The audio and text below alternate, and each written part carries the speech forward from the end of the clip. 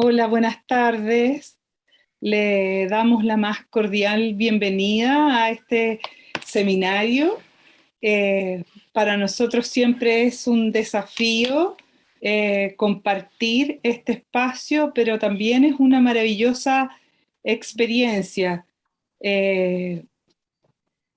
Quisiéramos, primero contarles que el seminario va a ser traducido al español por un icono que ustedes tienen abajito que dice interpretación. Ahí ustedes eligen el idioma español si es que quieren. Los que quieren escuchar inglés no tienen nada que hacer, y el resto se coloca el nombre, el apellido, como les pedimos para que ingresaran, pero también el lugar de procedencia para que todos los demás sepamos de dónde proceden y desde dónde nos acompañan.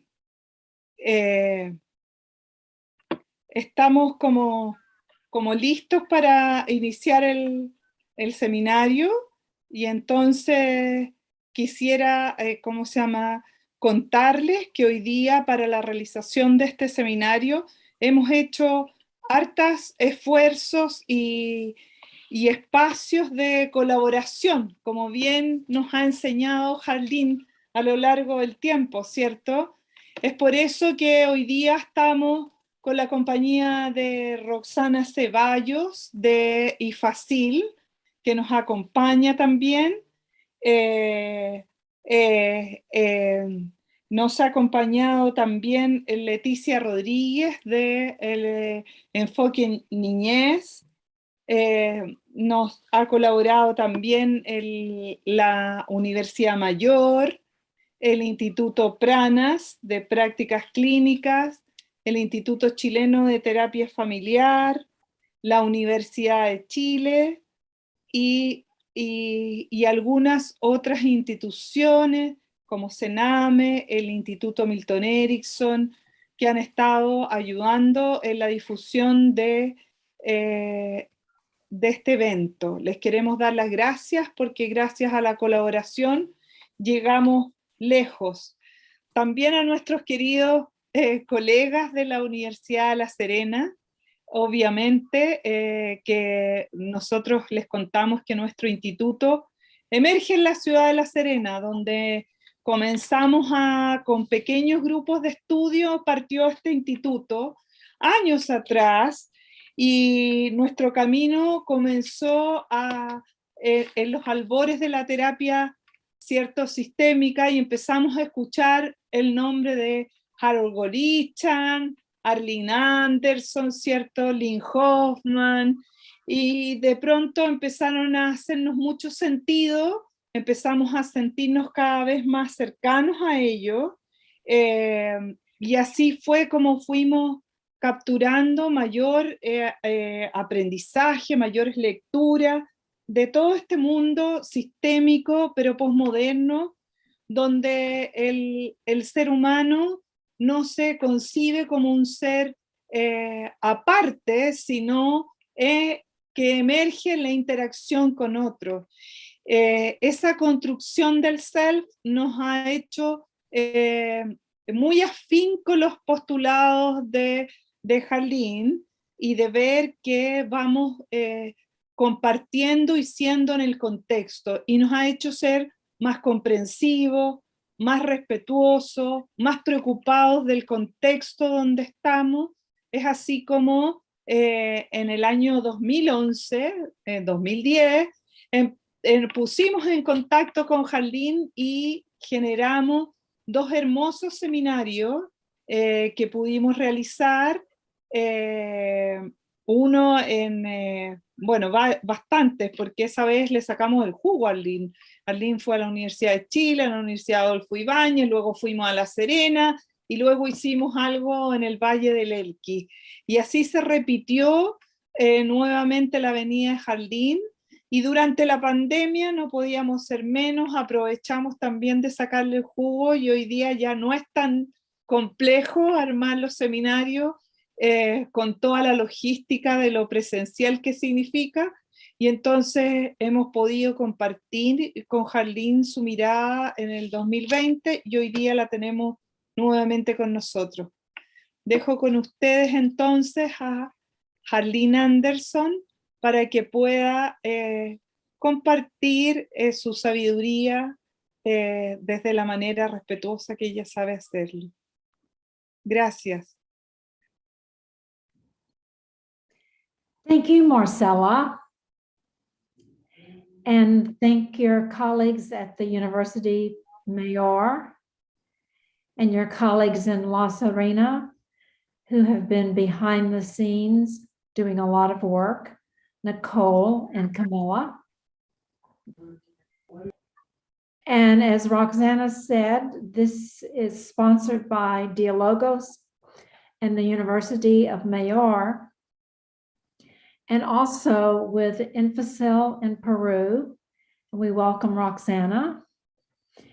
And with Enfoque in Paraguay. And we welcome Letitia. And with the Family Institute of Chile, and we welcome Loreto. And I don't know if Loreto is here yet, but if you are, please please say hello to Jorge and Roberto for me.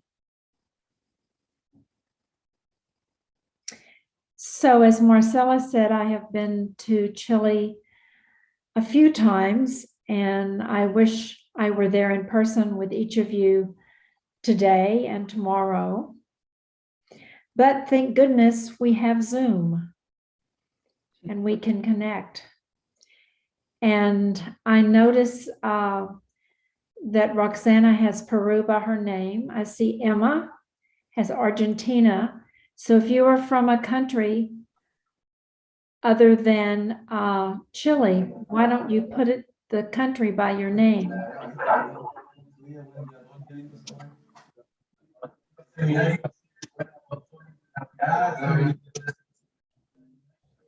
Okay, is the sound okay?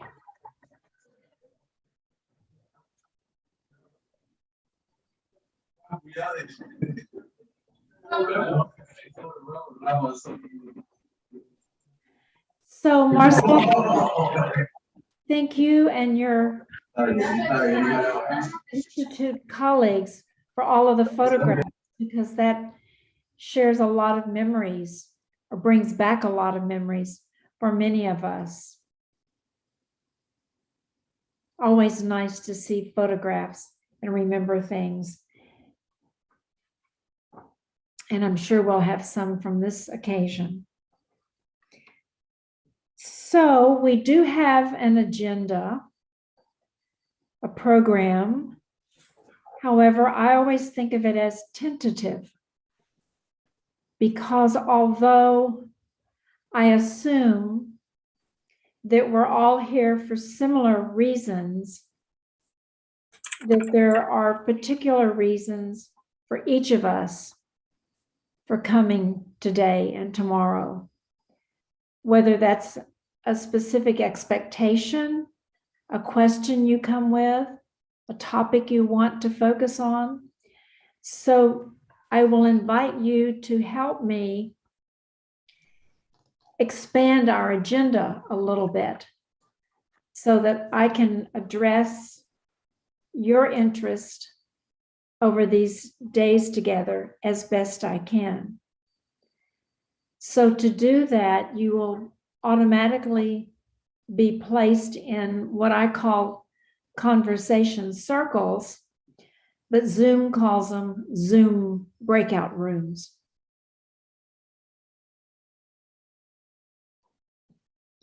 And you'll be placed in a room randomly, and some people may join you along the way because there are many people who are not here yet. About half the group's not here yet. So we'll give you, I think let's try 15 minutes, and then we'll come back and I'll ask for some volunteers to just raise your hand so that you can catch my attention. And then I can have a sample of some of your interest, some of your questions, some of your critiques, some of your wishes. Okay, there's Loretta.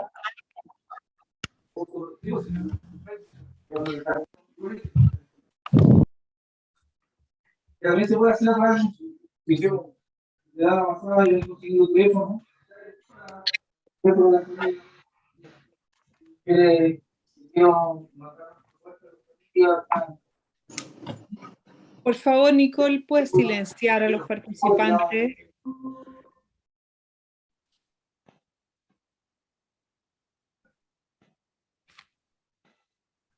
Okay.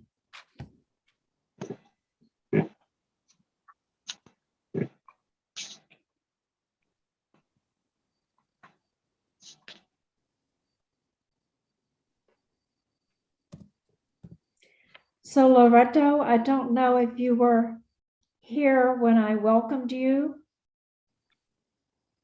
Te estoy escuchando.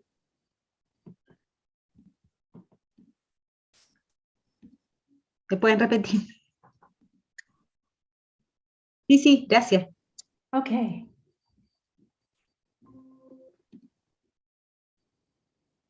Hello, Harleen. I welcomed you on behalf of your organization, the Institute of Family Therapy of Chile, and also ask you to please say hello to Jorge and Roberto for me. I call them Thank you. Sí, con todo gusto. Tres amigos. Sí, muy buenos amigos. Gracias. Thank you. Okay, and there's some people whose names I see that I know I've met before.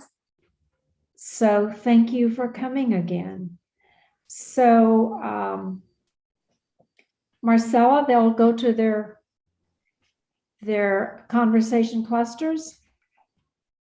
And for those who are just joining us, I said, I assume that we share some similar reasons for being together today and tomorrow. But I'm also aware that we each have our own unique expectation, our question, our topic that we're interested in. And I want to give you an opportunity to share those with each other. And then we'll come back together and I'll take a sample of some of those so that I can address as best I can more unique interest and questions. Okay, and I've got a sign on my screen that says we're being recorded, so everybody knows that. Okay. So I think 15 minutes, I don't know how many will be in your conversations, and you may have some people coming in as you're talking.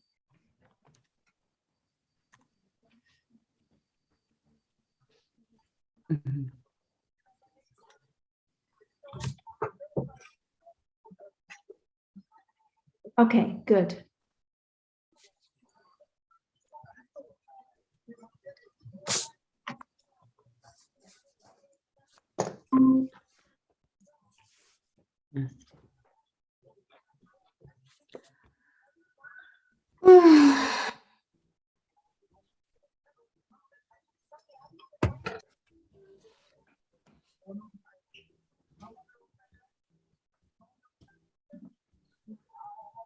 Okay.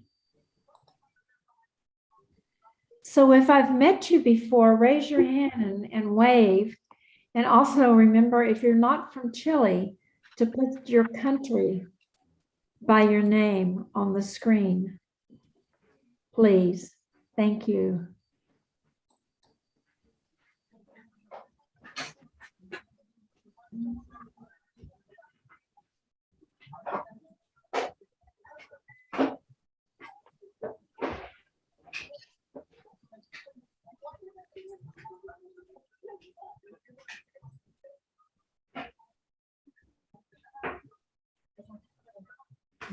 Because we have guests from Argentina, Peru, and Paraguay.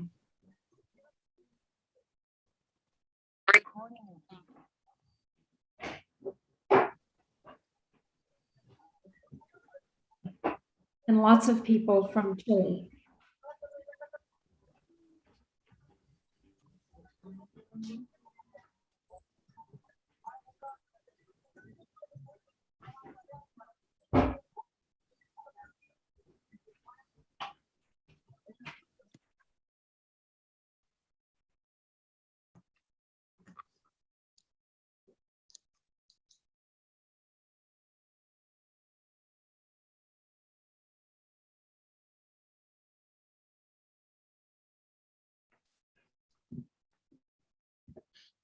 Okay, so some additional questions and comments. I already heard a few from some of the groups.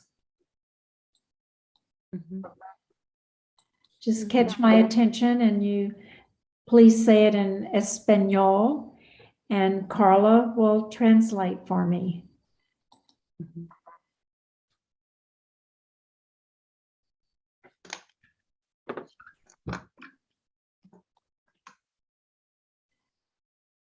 And Carla, for helping us. Sí, aquí estoy. Ay. Hola.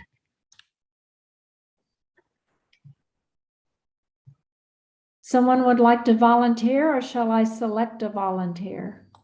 Acá. Yo voy a comentar un poquito lo que hablamos en nuestro grupo. ¿Sí?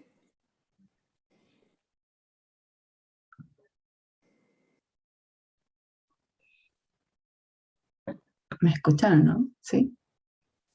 Okay. ¿Sí? Ah, Se escucha. sí, ya, súper. Arlene, mira, nosotros estuvimos como conversando un poquito respecto a las expectativas de participar hoy, esta tarde, contigo. Ya, y dentro de nuestro grupo surgió bastante como el poder conocer mucho respecto a esta como palabra o concepto que tiene que ver con la curiosidad, ¿ya? Y el cómo poder trabajar desde la psicoterapia en ese ámbito.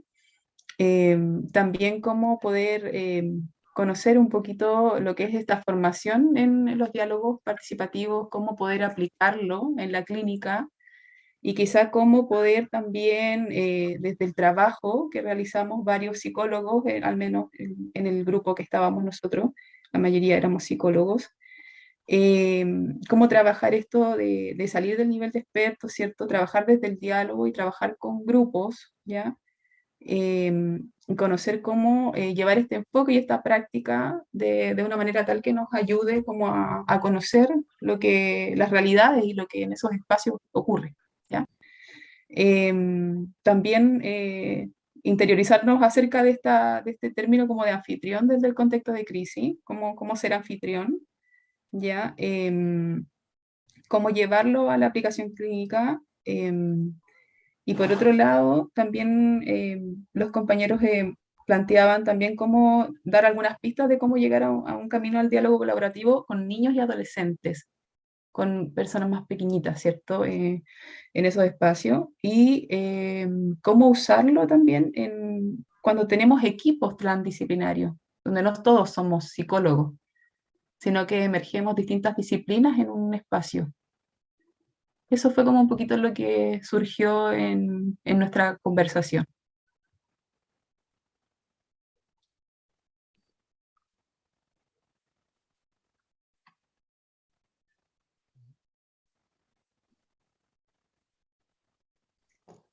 So Carla, I cannot hear you now. Quisiera recordarles a todos que tal vez podrían hablar un poco más lento o hacer unas pausas de vez en cuando para que la traductora no se nos colapse, por favor. Sí.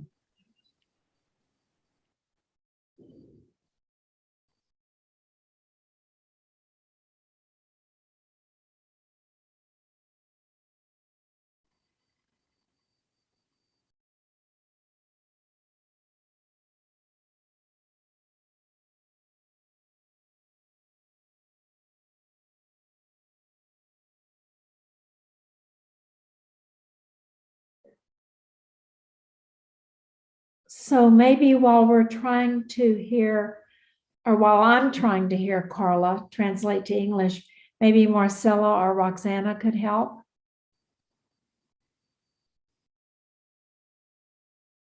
Oh, I have to choose English? I think that I did. I can, yes. Okay, sorry, it was me.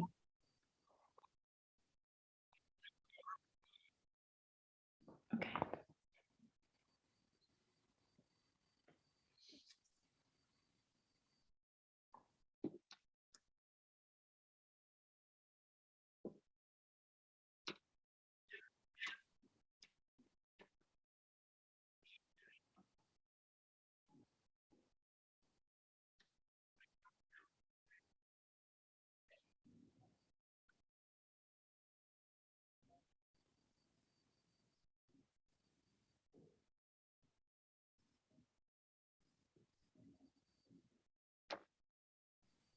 ¿Sí? Hablamos del término de la curiosidad, y cómo utilizar, digamos, este concepto Okay.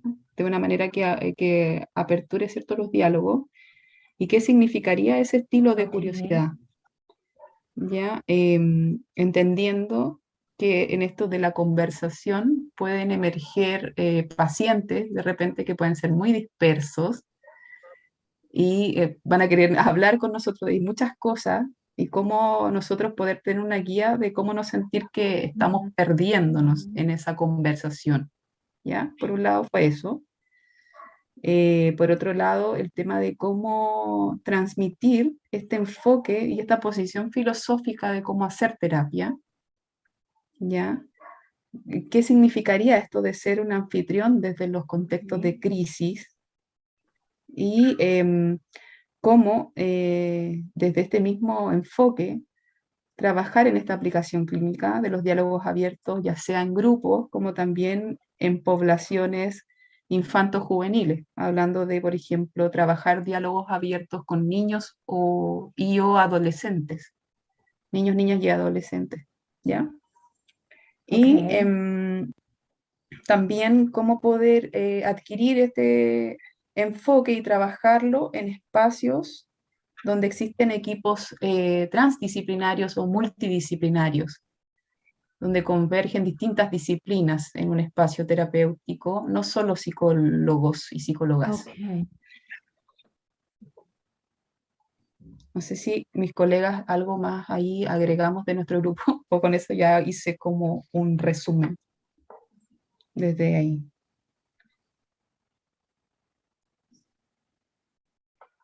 De nada. Okay, Valeria, Un thank gusto. you. Gracias. Okay, someone else have an interest or something that you talked about that you want to share?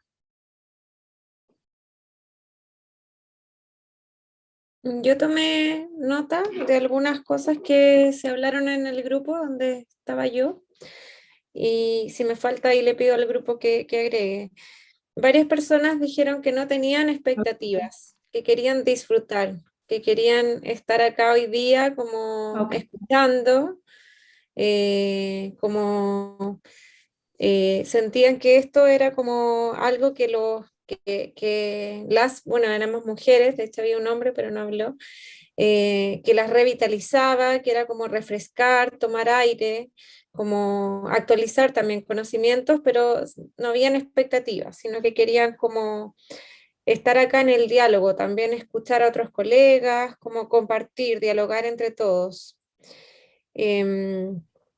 Otras personas dijeron también como saber cómo transmitir estas ideas a estudiantes de pregrado, cómo generar interés o atención a esta mirada, o esta postura epistemológica. Por otro lado, también otro interés era cómo poder aplicar esta mirada en los contextos grupales o comunitarios, y especialmente a temas contingentes como la violencia, como uno de los temas que vemos hoy día. Cómo bajar estos planteamientos a la vida cotidiana. Eso, cómo generar diálogo. Eso fue lo que anoté. No sé si alguien del grupo ahí quiere agregar algo. Okay, thank you, Nellie. Brigado?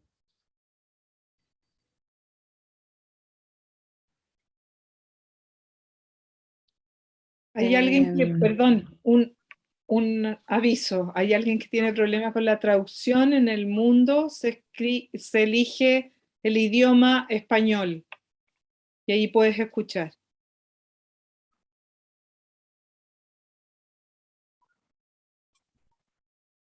Pregrado se refiere a cuando estás estudiando en la universidad, la carrera, un college.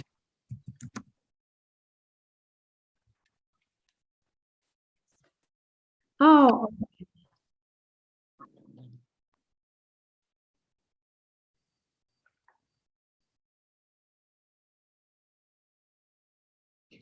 okay, thank you again, Nellie. And I think, is there somebody else who wants to say something before I start talking? If so, just let me know. Let me change my screen.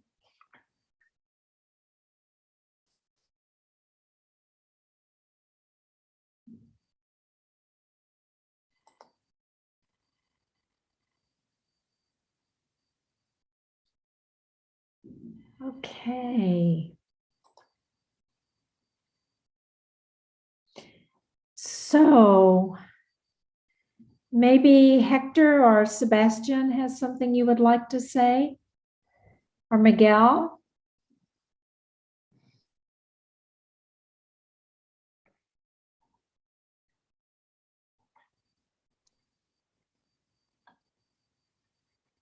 Can you hear me, Carla? Oh, okay. So maybe they do not have something they would like to say. So I'm going to start because Nellie said something that I think is a good place to start. She said that some people in her group said they didn't have any particular expectations. They just wanted to enjoy the time together. And I would like to say that I have a very general expectation, and that is that you can think of and use this time as a small luxury, a small time and occasion to pause and reflect on your work.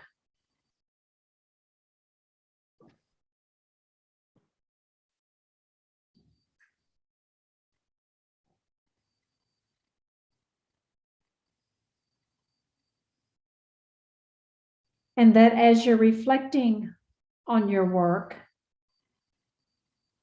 you might have some ideas or questions as to how you can use something that I say to help you in your work.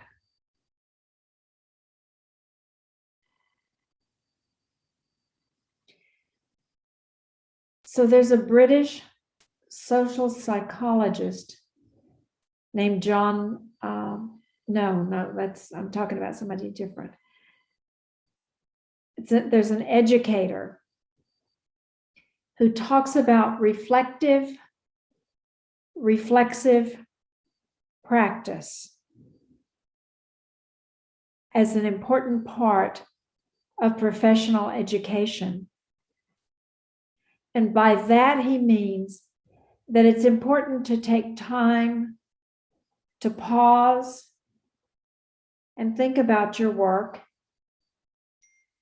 and what you're doing, other people's response to what you're doing, whether that's as a therapist, a teacher, a doctor, or an architect.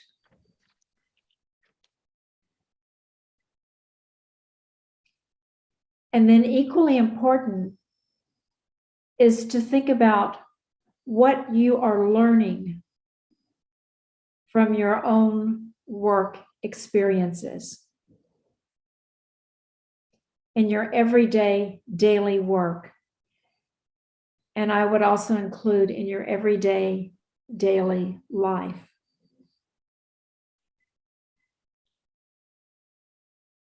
So it emphasizes the importance of trying to be aware and thoughtful and careful of what you're doing and what you're saying.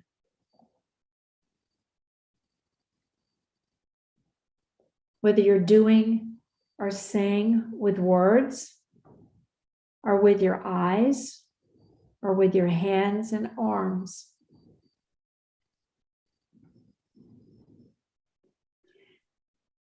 So that's one of the things that I thought about, was my expectation of what I hope this time can offer you, as well as some responses that are satisfactory for some of the topics and questions that you shared with me and with each other.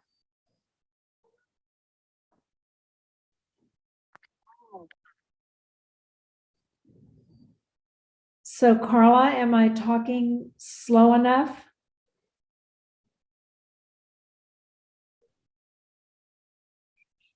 Okay, thank you. Okay, so some of the things that I will say today and tomorrow, some of you may have read or heard me speak about them before. But something important that I want to say is how I, as a person, got started in the profession that I'm in, that I share with each of you, and how it is something that is always evolving. It's always growing. It's always shifting. Because to me, it doesn't make sense to think that maybe something that developed in the 1940s, the 1960s, the 1980s, in 2010 is relevant for our life today. Because we live in a world that's shrinking. We're getting closer and closer to each other through media, news, television, certainly social media. And our world is changing very fast, sometimes from hour to hour, day to day, week to week, month to month. Think of the horrendous shootings that have been happening in the United States, where lots of children and adults and teenagers are being killed, and how that changes not only the lives of those around the victims, but also the lives of us who are witnessing and experiencing all of this through the news or possibly through friends. So this connects with what I was saying just a few minutes ago in terms of the importance of pausing and stepping back, taking time to think about what you're doing and how you're doing it. And it's also important to get what you might want to think of as feedback, or ask the people that you're working with, whether they are students in a primary classroom with small children, or whether they are teenage students or students in a university classroom. What's their experience of your class, so that you can learn. And if you're doing something that's not of value to them, that you can make some changes right then and there, so that you don't keep making the same mistake or wasting time over and over and over again. So I started out in very traditional psychology. When I was a very young psychologist, I thought trying to diagnose people was very exciting. Trying to write impressive psychological reports was very important for me. I started working in a school and then in what's called a community mental health center that had an inpatient hospital. Yes.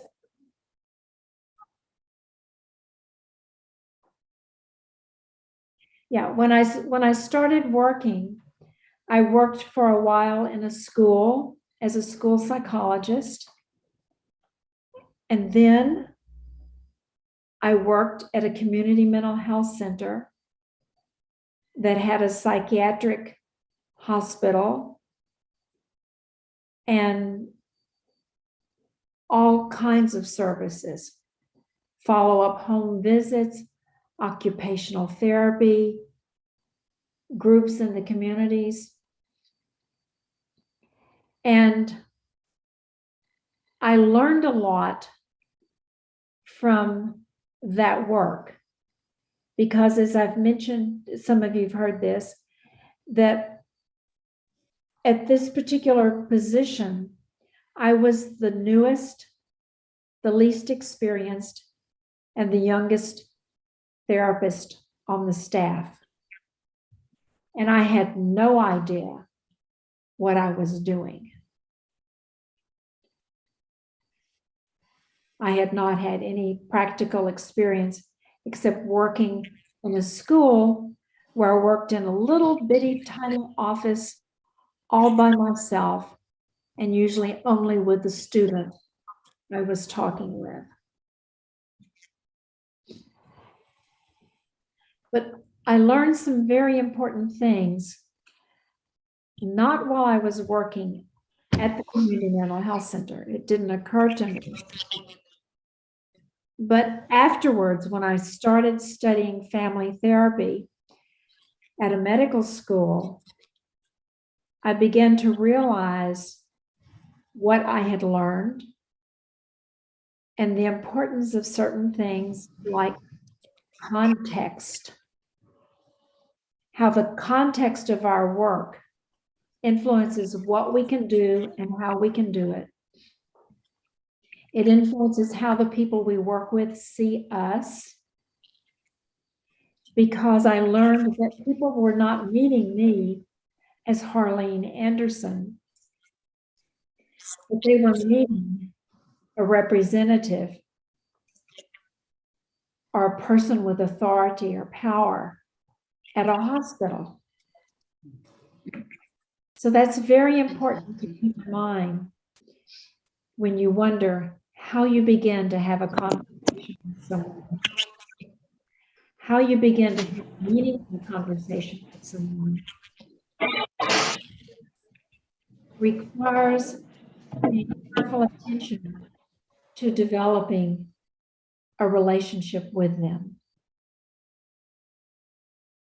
Because I favor the idea that conversations, talking, and relationships go together. The way we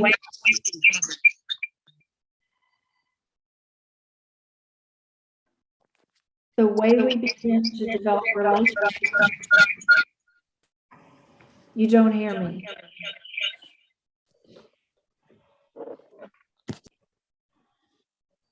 You don't hear me at all. Okay. Okay. So I begin to pay attention to how the way we begin to develop relationships with people influence the kinds and qualities of the conversations that we can have with each other. And likewise, the way we begin to talk with each other begins to influence the way that we can be in relationship with each other, the kinds and qualities of relationships we develop with each other. Now, I want to also say that this means that we are always paying attention to developing the relationship. We were always paying attention to how we are talking, how we can have better conversations with other people. That they're not steps that I follow. It's not like you do this first, and then you do this, and then you do this. But that you always have to pay careful attention to everything that you are doing and saying, and how the person or multiple people that you're working with are responding to what you do. And again, that's whether you're talking with one person in an office and it's just the two of you, or whether you're talking and working with a family or a group of students in a classroom or a team in a hospital working together. And the more people that you have in your conversation, the bigger challenge it is for you to be able to develop the ability to pay attention to each person, to talk with each person, and to respond and connect with each person. Each person in a group of people, whether they're related like family members or students in a class working on a project, that each person is as important as the next person. The other thing to keep in mind, and I said this just a little bit a moment ago, is that people do not necessarily meet me as Harlene Anderson or the Harlene Anderson that I think I am, or that perhaps my family members or my friends and my colleagues think I am and how I am. But they meet me as a person that influenced by cultural rituals, influenced by media, influenced that they have their own idea of who I am and how I will be. And that often when we first meet people in our work, they will meet us as if we are a person in a particular role. So what I think is important in my work and in the work that each of you do, regardless of the theoretical orientation that informs your work, is that people meet you and learn about you and relate to you as who you are. So for example, they meet you as Jose, Claudia, Natalia, Hector, Valentina, Karina, Sylvia. So I want people to meet me as Harlene and to experience me as a human being, not as a teacher, not as a therapist, not as the head of an organization, but that I am an everyday person, like each and every one of us are. That there's nothing special about me, and I have no power or authority over anyone else. And this is particularly important with people who are referred to us by, let's say, by a principal at a school, by a judge in a courtroom, by a police officer, by a parent. And we call them mandated or coerced to come to therapy.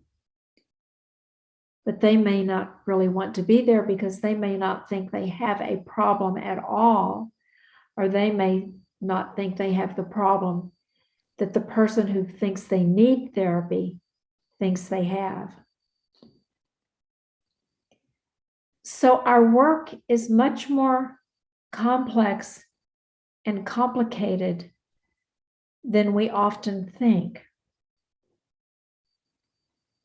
because there's so many things that come with us into the therapy room or the therapy encounter that the people we work with bring and that we bring, because we bring our own ideas. We bring our own biases, our own prejudices.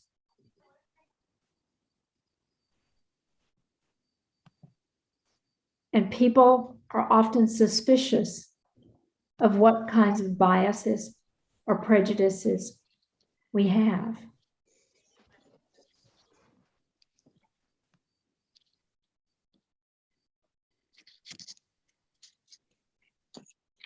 So, for example, if you drive into a neighborhood, a very poor neighborhood, that I don't know what you would call that in one of your countries or in Chile. In Mexico, they use the term barrio, which means a very poor, disadvantaged area. If you go there in your fancy car, they're going to have an idea about you. Number one, that you're different than they are. Yes, you are. You probably make more money than they do. Yes, you probably do. You probably have more education, more life experiences that they do. And yes, you do. So I'm just saying these things to help you begin to be more consciously aware of what other people are bringing and what you are bringing, and how people have preconceptions, preformed ideas about you. And then when we begin talking with words or our eyes or our hands, they begin to have more ideas, because they may very simply think that somebody that talks with their hands is do. We don't know. So likewise, it's very easy for us as professionals to begin to have ideas about the people that we meet. And we often think of them as belonging to a group of people, belonging to a particular diagnostic category.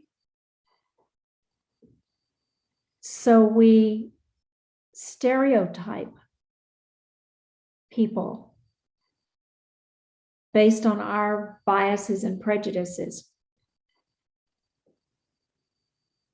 And when I use the word bias and prejudice, I don't necessarily use those words to mean something negative.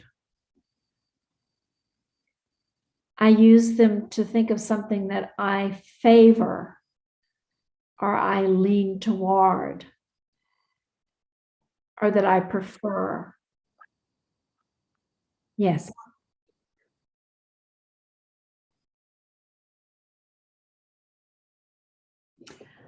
Okay.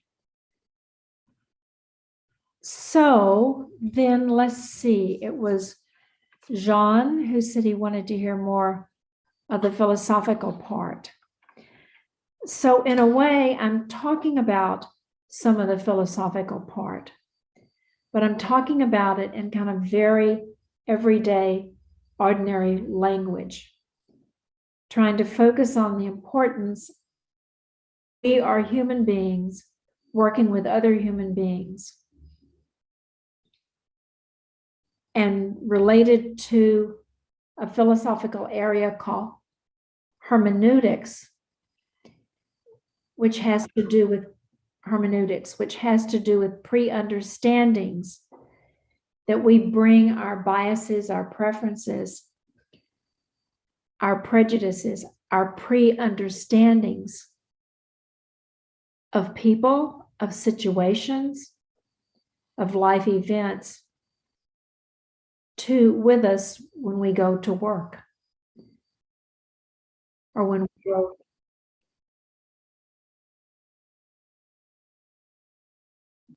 It's hermeneutics, HERMEU. Let's see, HERMENEUTICS.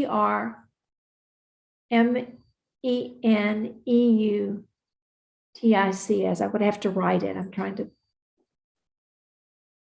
Okay, thank you. Yeah. So it has to do with the philosophy of understanding and of pre-understanding, and the risk that when we respond to others or we live our lives only based on our pre-understandings. And it's also important to keep in mind, and many of the things I'm saying are things that you already know, but I'm highlighting some of the things that are important for me. And sometimes there are little butterflies in the room, and they fly around and they take a thought that I have. So a butterfly just took one of my thoughts. It'll come back and drop it off. Okay, so someone mentioned social constructionism. Okay, social constructionism, as many of you have studied or know, some of you may not know, but it has to do with knowledge. and a particular perspective regarding how knowledge is created, the importance of paying attention to how knowledge is used, but primarily that knowledge is something that's created between and among people. So, for example, in our time together, we will be creating knowledge together. However, each of you, and including myself, including Carla, who's translating, we will be creating knowledge that's useful or specific for us. Also, from a social construction perspective, I cannot take what I might think I know and take it out of my head and give it to you and put it in your head. That's totally impossible. All I can do is kind of offer it out there, and it floats around and it bumps into what you're offering and putting out there that's floating around. So an image that I think about, and I can look out my window now and see big puffy clouds bumping into each other. So while I'm talking out loud, you are having your silent conversation with yourself, your own talk, and you're doing something, you're creating something, you're forming something, either by being interested in what I'm saying, by thinking that something that I have said is useful, or by thinking that it's not useful and why it's not useful for you. But you're interacting. So knowledge is an interactive opportunity that we have in life. It's something that we create with each other. And very connected to knowledge is the use of language, how we use words, and the meanings that particular words have for each of us, and how I may use words and use them with a particular meaning in mind or just out of habit, whereas it really does not fit when it's translated to Spanish, or it may not even fit for those of you who understand English, because you have a different meaning to attribute to that particular word. I'm looking at my notes and I'm going to see if I find a word. Well, there are lots of words that we used. Patience, dialogue, method, construction of psychological process. Wow. We could talk for a long time about what that means to each of us. So language is very unique to us as human beings, or the way that we think of language. And language is something that we acquire. And language does not just refer to words. And particularly, it does not just refer to spoken words, but it can refer to something that's written, said with our eyes, with our hands, with a nod, with a sigh. There are many ways in which we express ourselves and try to communicate with the people we work with, which makes me think about that often in our graduate studies or in growing up, we think about nonverbal language, gestures with our hands, our shoulders, our feet, our legs, etc. And I always caution my students to be very careful about thinking that they can interpret and that they can interpret correctly what another person's sigh or blink or nod of the head means. It can get you in a lot of trouble by assuming you know what someone else's physical gestures or words mean. So I'm just going to pause for a second and give you a couple of minutes just to think about what you're doing with what I've been saying.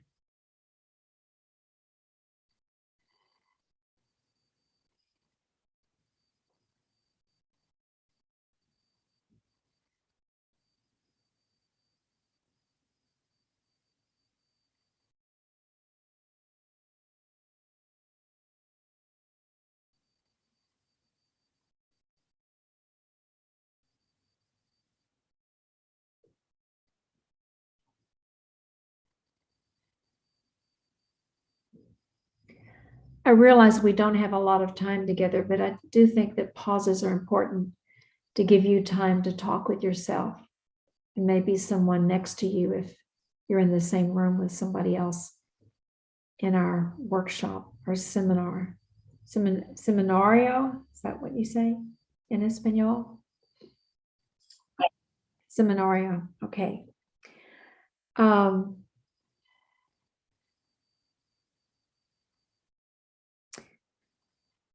So when someone asks about the method or about the psychological processes, how do you construct it? That's what I'm talking about. It has to do with the way you think about yourself, the way you think about the people you work with, the way you think about what you do together and how you do it together. And very important is the notion of together or with. In Espanol, it's con.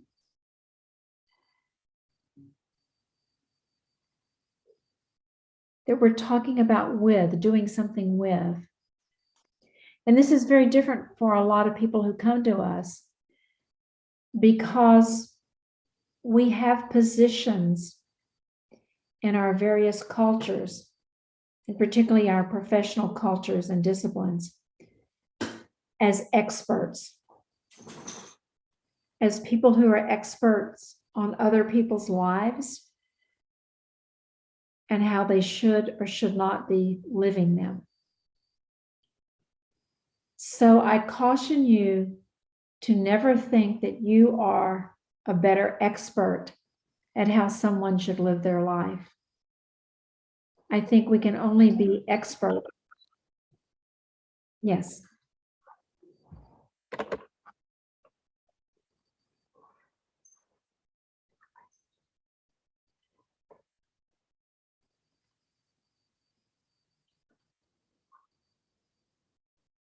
Okay.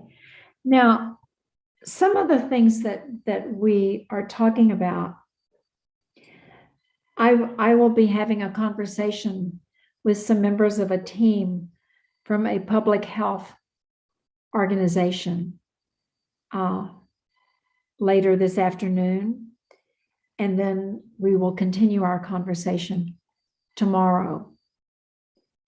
And so you can watch what we do together and maybe make some notes on what you think it is that we do, questions you have about what it is.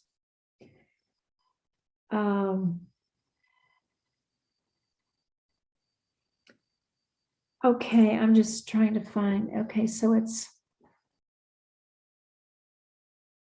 almost, what, almost 5:30 your time?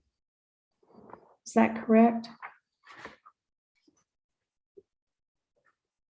Sí, Okay, el tiempo in Chile is cinco y media. I do not speak Spanish. And my Spanish colleagues laugh at me when I try.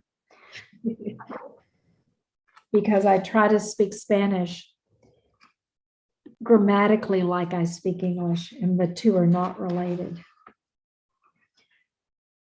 Okay, so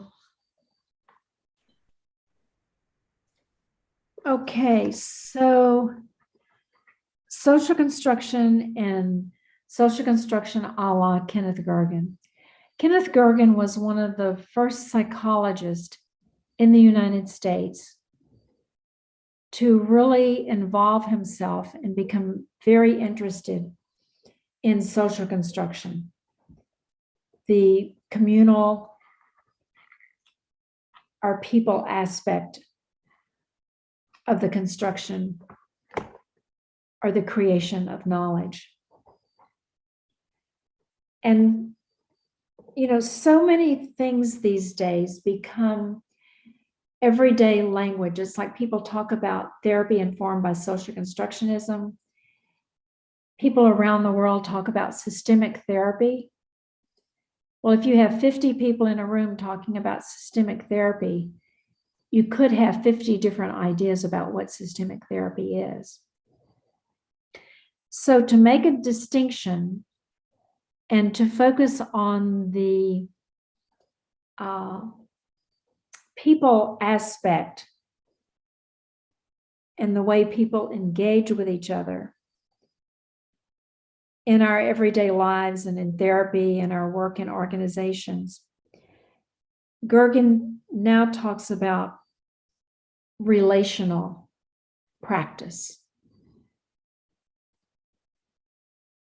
He would say relational therapy,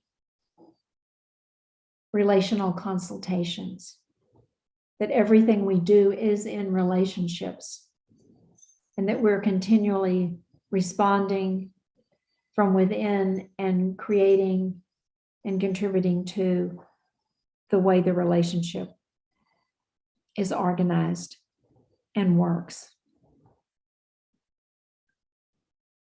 And I'm also looking at my notes with some of the questions, and there were some questions about not only how do you begin talking with others, how do you use curiosity, how do you talk with one person, how do you talk with multiple people. So when I speak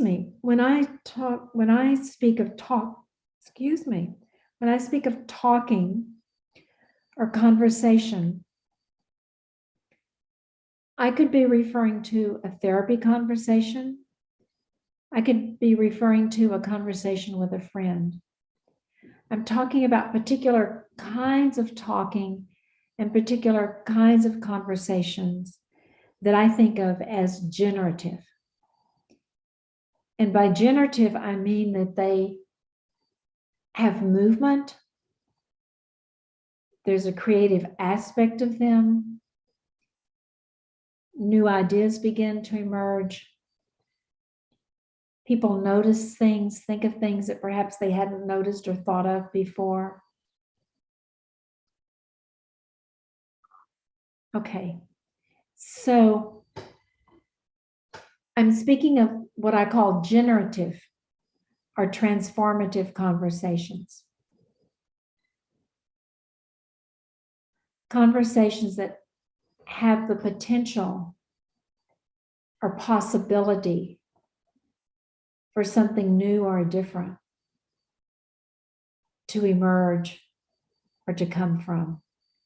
You might think of it as a solution, a resolution, a product,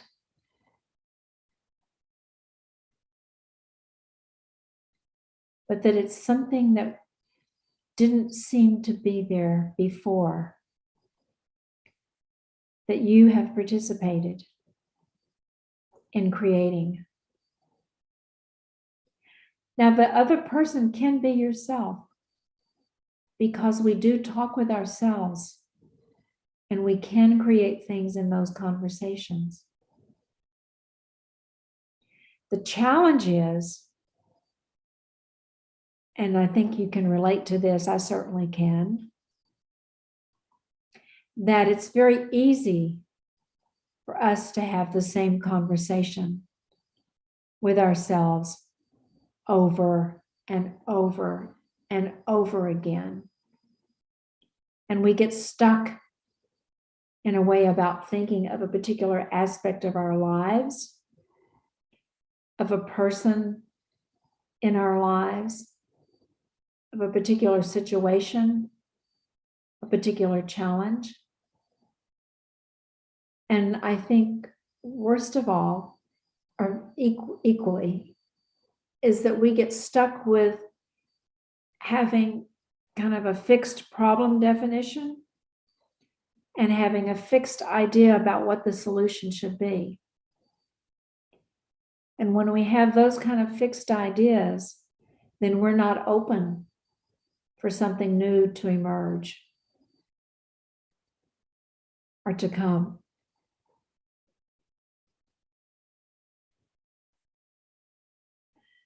So, part of having a generative or transformative conversation is to be able to be curious about another person. And by curious, I mean you have to be genuinely interested in the other person. You have to respect them as a human being, no matter how different from you they are, no matter what country or culture or race they come from. But it's a difference that you can learn something about if you're curious. Now, curious does not mean asking what I call investigative questions that are like a question that a detective might ask, or that a parent might ask, trying to find out if a 12-year-old has been drinking alcohol. They're not those kinds of questions, but they're questions that come from a genuine curiosity and interest in learning about the other person.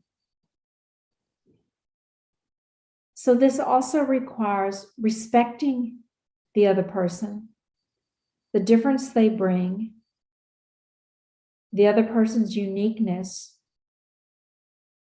and most important, that each person that we work with is an expert on his or her own life. So for example, in a few minutes, I'm going to be talking with the group from or a team from a public, I think it's a public health office or setting. But I'm not an expert on what they do, and I don't have any expert solutions for them. But I think I can help them begin to talk with each other in some ways that might be, I hope will be, a little different than they've been able to do before.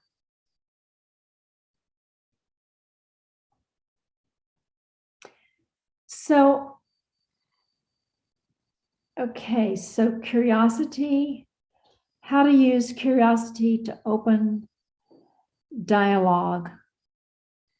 Oh, when patients are distracted and want to talk.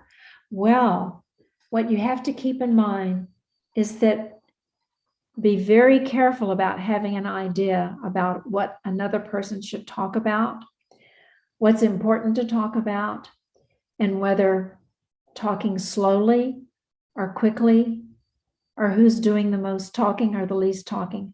That these are all just not important things.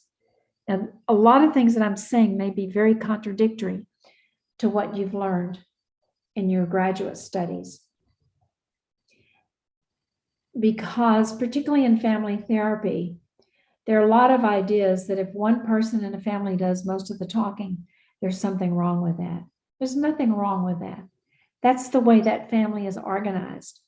If that's a problem for them, they will let you know in many ways, and you can be curious and ask questions about it. But don't come in with your outside expertise with the idea that a father in a family should not be doing all the talking, or that a 12-year-old should not be sitting back in a chair, rolling their head and their eyes because they don't want to be there.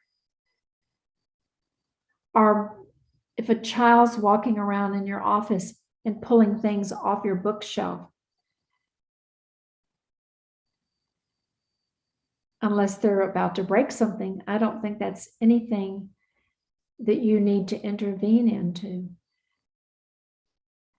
Now, a lot of these things that I'm saying, I've learned from clients over the years, because when I first began studying family therapy, I was working in a pediatric and a psychiatry department in a medical school. And we received in a pediatric department and in a psychiatric department in a medical school.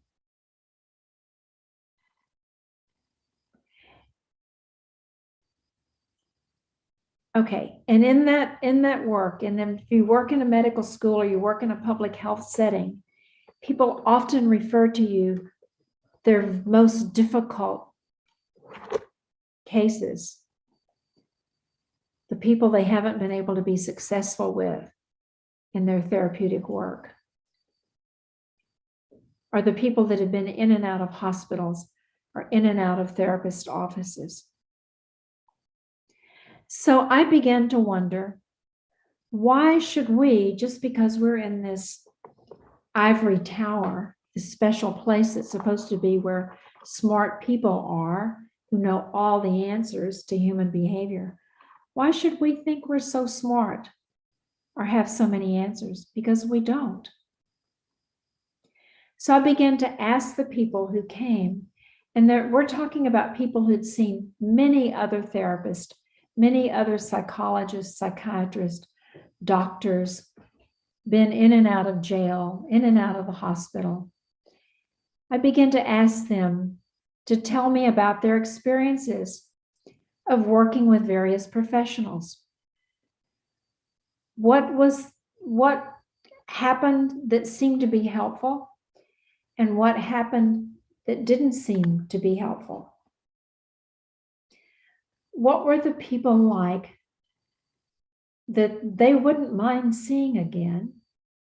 And what were the people like that they hoped they would never, ever, ever see again in their whole lives? And I learned a lot from them. And I have a book that some of you may be familiar with. It's in Spanish.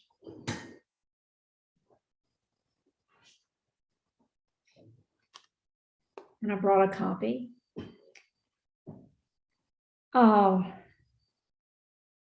Because I have a chapter in here, and I call the chapter something like Client Voices, Advice from the Experts. So I began to think that all of these people who had been in all of these therapies that did not work, or they wouldn't be in my office or another therapist's office again, I began to think they were the experts on therapy that worked and therapy that didn't work. And so I talk about a lot of things that I'm in here that I'm talking about with you this afternoon, because I learned so much from them. And I'm just looking at the clock because I have to pay careful attention to the time. How are we doing on time, Marcella? Are we okay? Very well. We have 7 minutes right now left. Oh, we have 7 minutes left. Okay. So I learned so many things.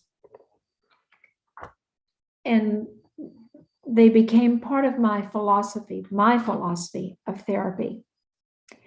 And one thing had to do with what I call being public. And by that, I'm referring to all of the people that I talked with in various countries around the world and what they said about their professional helper, their psychiatrist, their therapist, their social worker, the judge in the court. They were always wondering what the professionals really thought about them. They always thought that professionals had some kind of secret ideas or thoughts about them, or that student therapists were reporting something to their supervisors that were secret. So I began to think, why do we have to be so secretive as professionals? Why can't we just share with others what we're saying? Now, I don't mean that you can say anything. In a way you can. However, whatever you're thinking, consider before the words come out of your mouth why you think it's important to say this. How can you say it with a particular tone and attitude and words that do not have hints of judgment or blaming in them, or categorizing another person? So I'm going to pause here because I think we're going to take what, about a 10-minute break, Marcella? We'll take a 10-minute break, and then when 15 without it. Okay, 15-minute break to give you time to have something to eat or drink real quick, or have a cigarette, or pet your dog. Oh, I should show you my dog. He's in the room with me. But he's being very quiet for a change. And then I'm going to talk with members of a team, and we will meet them when we come back. And when we come back, the members of the team will be on the screen with me, and I'll begin talking with them about what they would like to talk about. And I think they might all be here now. I'm not sure. I know Valentina is, Pablo, Alexander, and Javiera. So a nurse, a social worker, and a psychologist. And I'll find out what Alexander does, because I don't know. Okay. So that means that we're coming back we're coming back in 15 minutes, which will be what? Is my math right? Is that about 5 minutes to what? Your time? 5 para las 5, Harleen. Oh, okay, good. Thank you. Because I'm in a different time zone. 5 para las 5. Les queríamos decir que todas las preguntas que tengan las pueden ir escribiendo en el chat. Nosotros las vamos a ir recibiendo para responder, mañana, durante una parte que hay para responder todas las preguntas. Porque Cristóbal levantó la mano, no sé si tiene que ver con lo de ahora o alguna pregunta logística. No, tiene que ver con preguntas relacionadas a esto que estamos hablando y reflexionar, es como ampliar el diálogo. Ok, Pero si es mañana, me reservo hasta mañana. Ya, si nos pueden escribir en el chat, sería fantástico. Súper. Gracias, Cristóbal. ¿Vamos a recreo entonces ahora? Súper. Nos vemos entonces 5 para las 5. So Valentina is coming back, and let's see.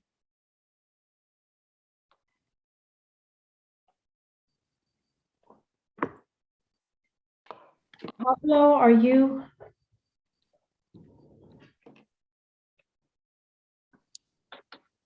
Well, there's two. There's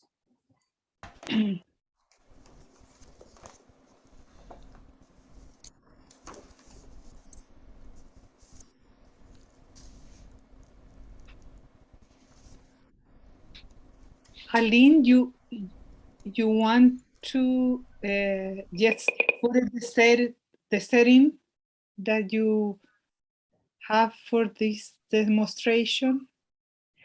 well, I can tell you what I know, and what I know is that there's a team of people, or there's several people coming to this seminar from a public health service, maybe a public health hospital. And I think today there are 4 people here that I'm going to be talking with, and I will find out from them what they want to talk about. And let's see, we have Valentina. I'm moving my screen to find people.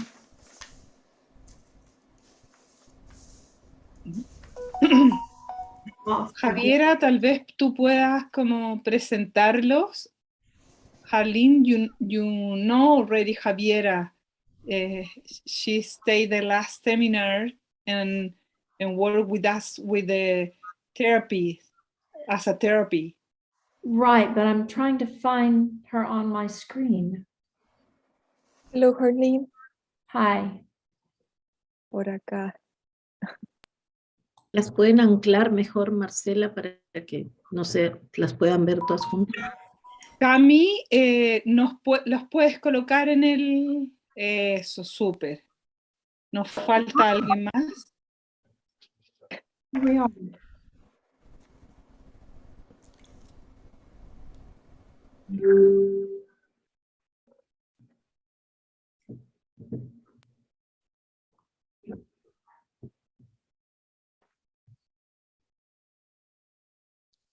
Marcela, las presento.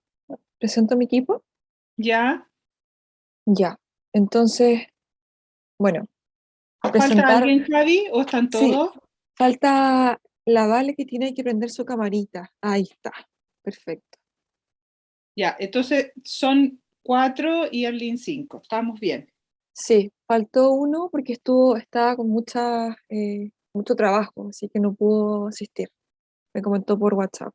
Okay, so Carla, how do I find where to turn off my green screen? I don't remember from yesterday.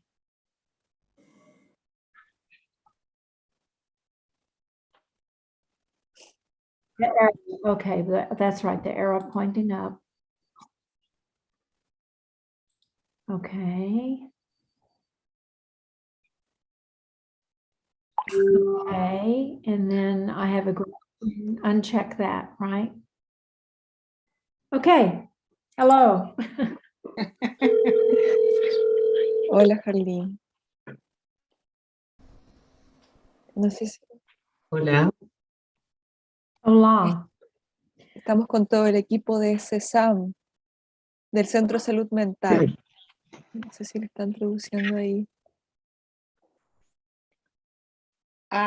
Okay, so if we can start, let's see, it would be on my left. Have each of you introduce yourself to the large group. Well, first of all, somebody say the name of your center.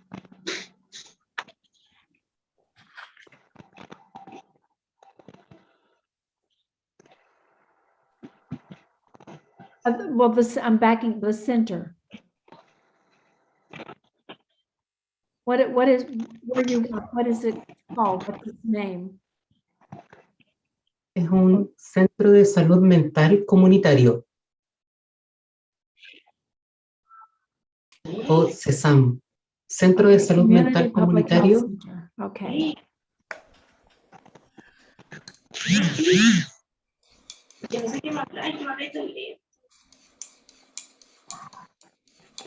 Okay.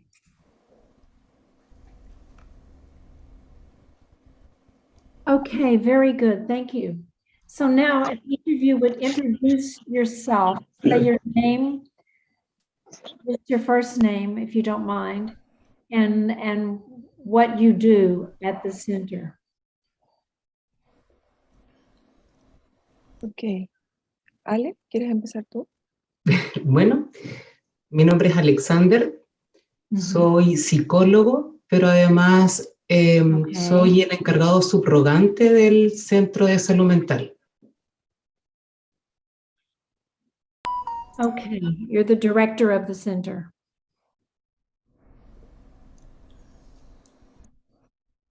Okay, very good. Subrogante es, después de la línea del director o el coordinador, vendría yo, como subdirector, subcoordinador. The deputy director, okay. Well, welcome and thank you for joining us. Okay, who's next? Sigamos en filita, ¿no? Bueno, mi nombre es Javiera Guzmán y soy psicóloga parte del programa adulto del CESAM.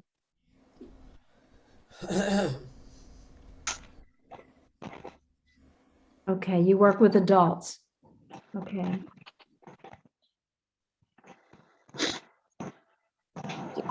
Okay, and next?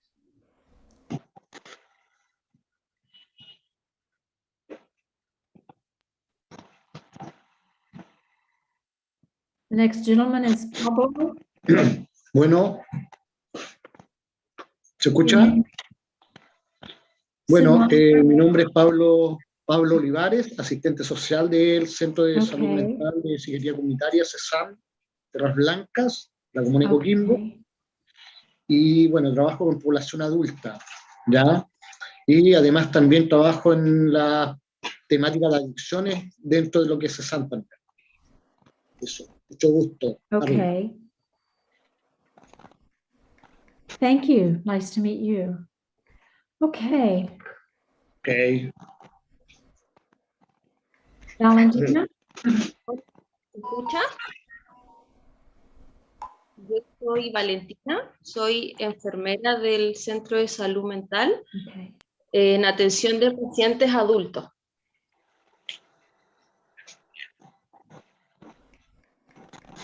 Okay. Sorry, Harleen, maybe you can adjust your camera because we can see it. To stay in the circle, huh? Okay. Yes, yeah, thank you. Okay.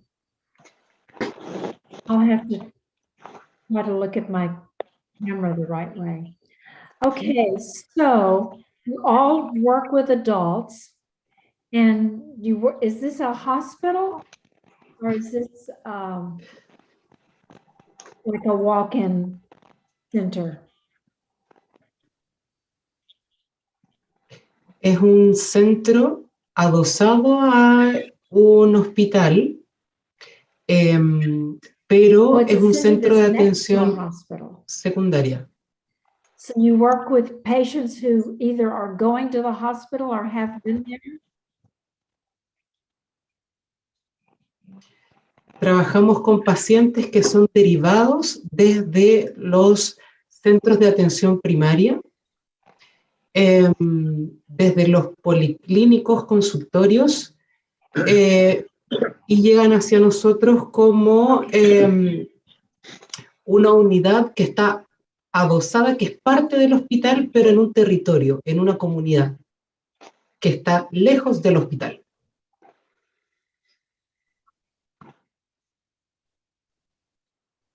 Okay. Yeah, that makes sense. Okay, well, thank you. So now, are the four of you a team?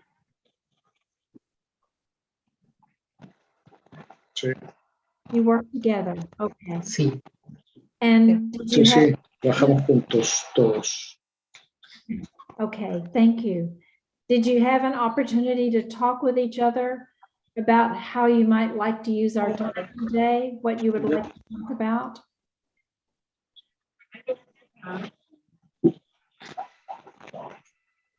Tuvimos algunas ideas, Carlín, respecto a qué poder compartir. Y entre eso igual salieron Okay. temas de desafíos en la pandemia como equipo. ¿Qué ocurrió con nosotros en este contexto tan distinto, no? Okay, so where would you like to start in terms of talking about challenges during the pandemic? Yo creo que sería importante poder plantear esta dificultad tal vez que se presentó y se ha presentado varias veces en cuanto al contacto con la comunidad y con la familia, entendiendo que somos un centro comunitario que está inserto en la comunidad con la cual que trabajamos, ¿no?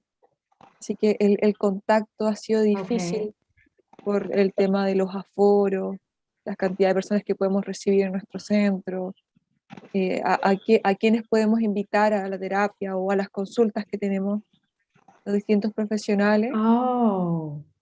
Así que ha sido complejo ese tema.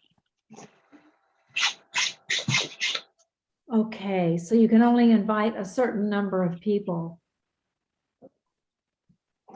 And does that change each day, each time you want to sí, have? una de las dificultades que teníamos en la pandemia fue principalmente eso, porque nuestro centro no es un centro de gran tamaño, de gran espacio, por ende no podíamos albergar a todos o a las familias o incluso a los usuarios. Nosotros estuvimos en un periodo de cuarentena bien extenso y eso limitaba que los usuarios pudiesen acercarse a nuestro centro, a recibir las atenciones y también dejar de lado un poco lo que tenía que ver con lo comunitario.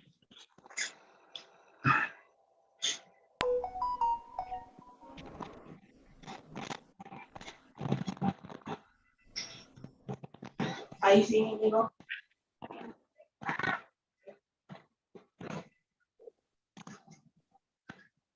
So when you say, it's like the patients were kind of left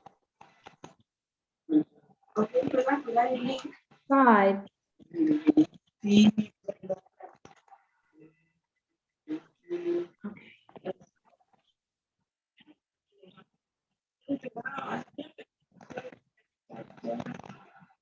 ¿Cómo lo copio y lo pego?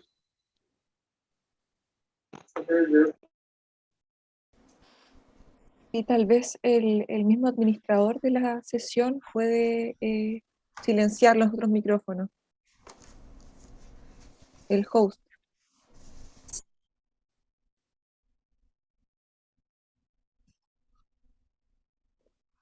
Super.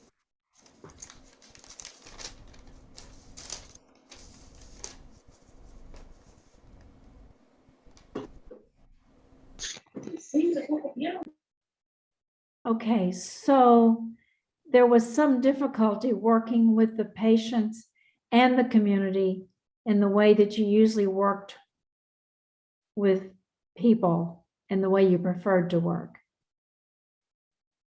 Okay. And will you say more about that difficulty, what it looks like, what it's like? But also they say that the pandemic was a variable, a very important variable in producing these challenges. Okay.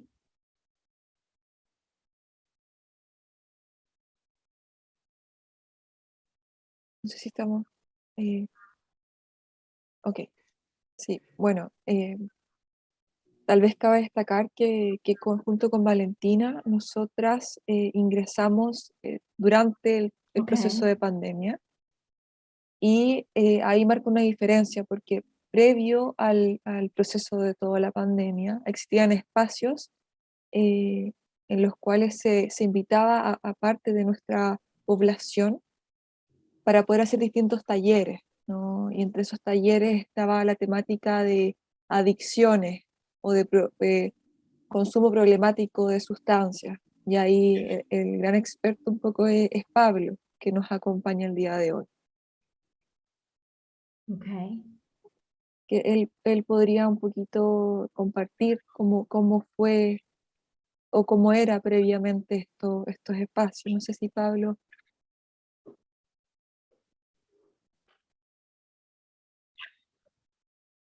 So before, when there was more space and you were not limited by numbers of people, you could have more workshops or meetings with people from the community. Did I understand that correctly? Okay. So Pablo, what else would you? Sí, así es. Mira, mira, principalmente, antes de que reventara la pandemia acá en Chile, principalmente nosotros teníamos una serie de cantidad de actividades grupales que hacíamos, ¿ya? Grupos, digamos, intervenciones psicosociales de grupo, ¿ya? Y que eso con el tiempo se fue diluyendo, ¿ya?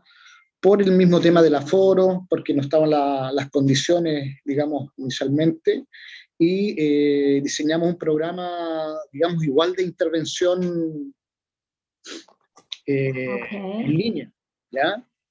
Por Zoom. Generalmente lo hacíamos de forma, más bien por nuestros teléfonos, por WhatsApp, así que creamos unos grupos de WhatsApp y comenzamos a iniciar el trabajo. Eso partió bien inicialmente hasta que después se fue agudizando todo el tema y posteriormente quedamos, digamos, teníamos una cantidad de pacientes como de 7 a 10 pacientes, digamos, por grupo, ¿ya? Y finalmente terminamos en 2, ¿ya? Porque había muchas personas que no manejaban muy bien el tema del WhatsApp, el tema de Zoom, y eso nos generó una dificultad, hasta que finalmente quedamos con un diseño de intervención de pacientes según la necesidad, más desde lo individual. Yo creo que el tema de pandemia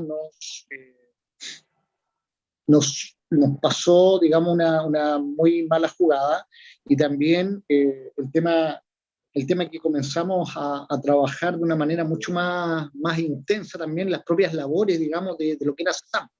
Me recuerdo de una experiencia de que en el área de enfermería, no sé, pues teníamos que entregar los medicamentos y los pacientes no podían asistir. Entonces, dentro de esa experiencia, tuve un accidente, choqué yo involuntariamente, y bueno, tuve que ahí, gracias al equipo, el equipo fue bastante bueno. O sea, tuve una oferta inicialmente de la coordinadora de SESAM, de la jefatura, que ella me dijo, mira, ya pasó esta situación, yo me voy a hacer cargo, no te preocupes, y eso. Pero desde ahí nace esta otra colaboración de parte del equipo. O sea, el equipo dijo, no, pues a ver cómo ella, no, nosotros somos un equipo, y parte del equipo puso una cuota, la verdad, las cosas que aportaron, digamos, para poder arreglar mi auto. Eso como experiencia, digamos, laboral de equipo frente a una crisis nacional, mundial, digamos, fue para mí re importante. O sea, tener esa visión de equipo en los momentos más complejos, más difíciles, digamos, eso es grato poder expresar y poder trabajar, ¿ya? Y sin embargo, claro, ahí nos organizamos de una manera que acá no importó, digamos, de que si tú eres, no sé, yo soy psicólogo, tú eres del área de enfermería, no.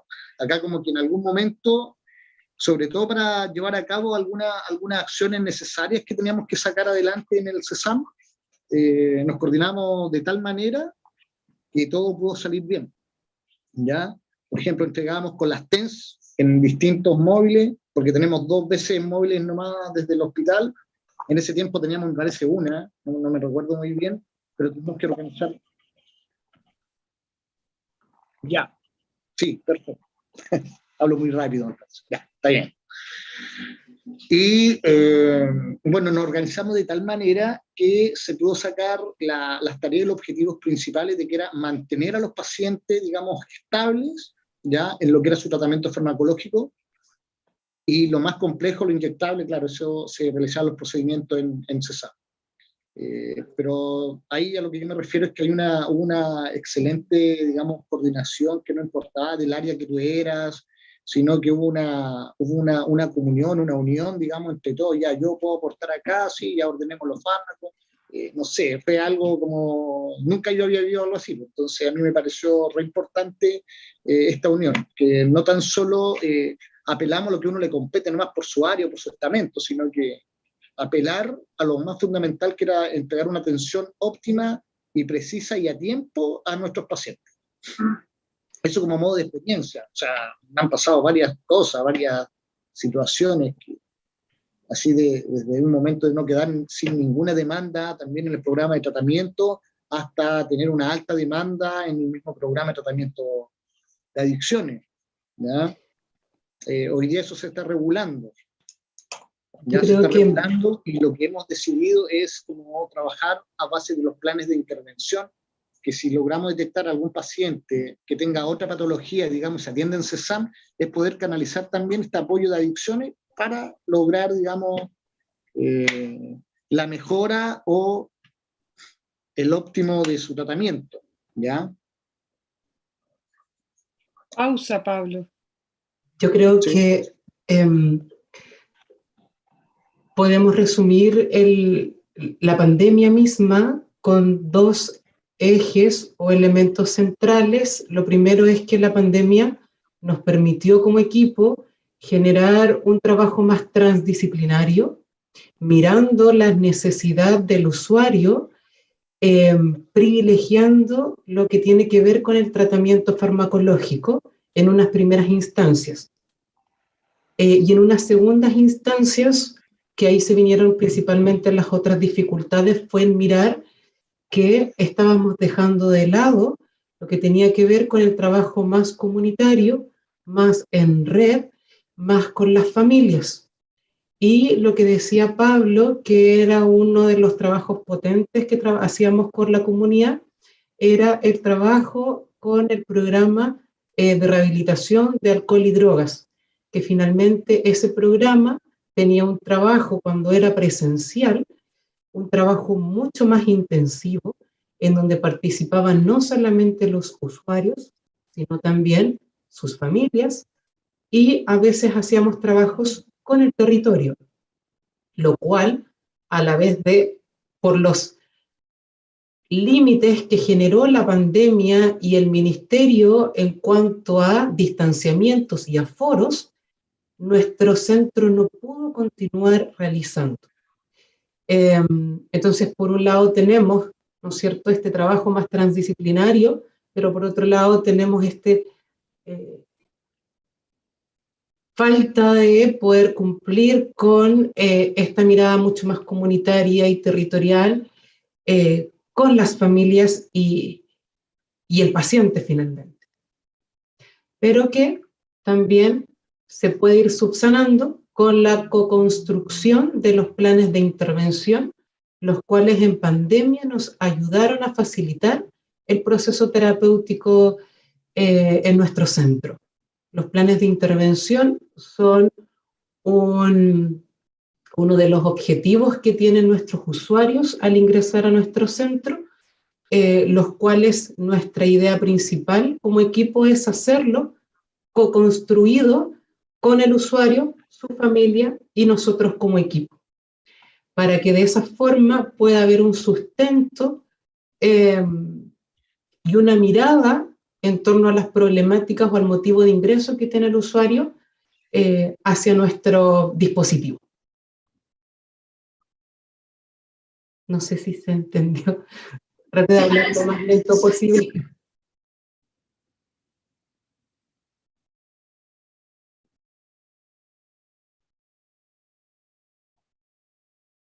Javi.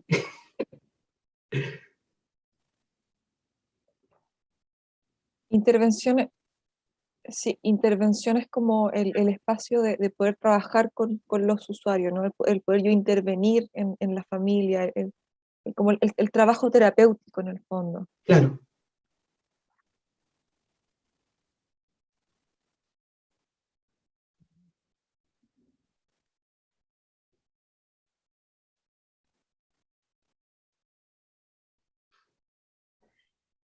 Okay, and this is still continuing, this disruption from the pandemic?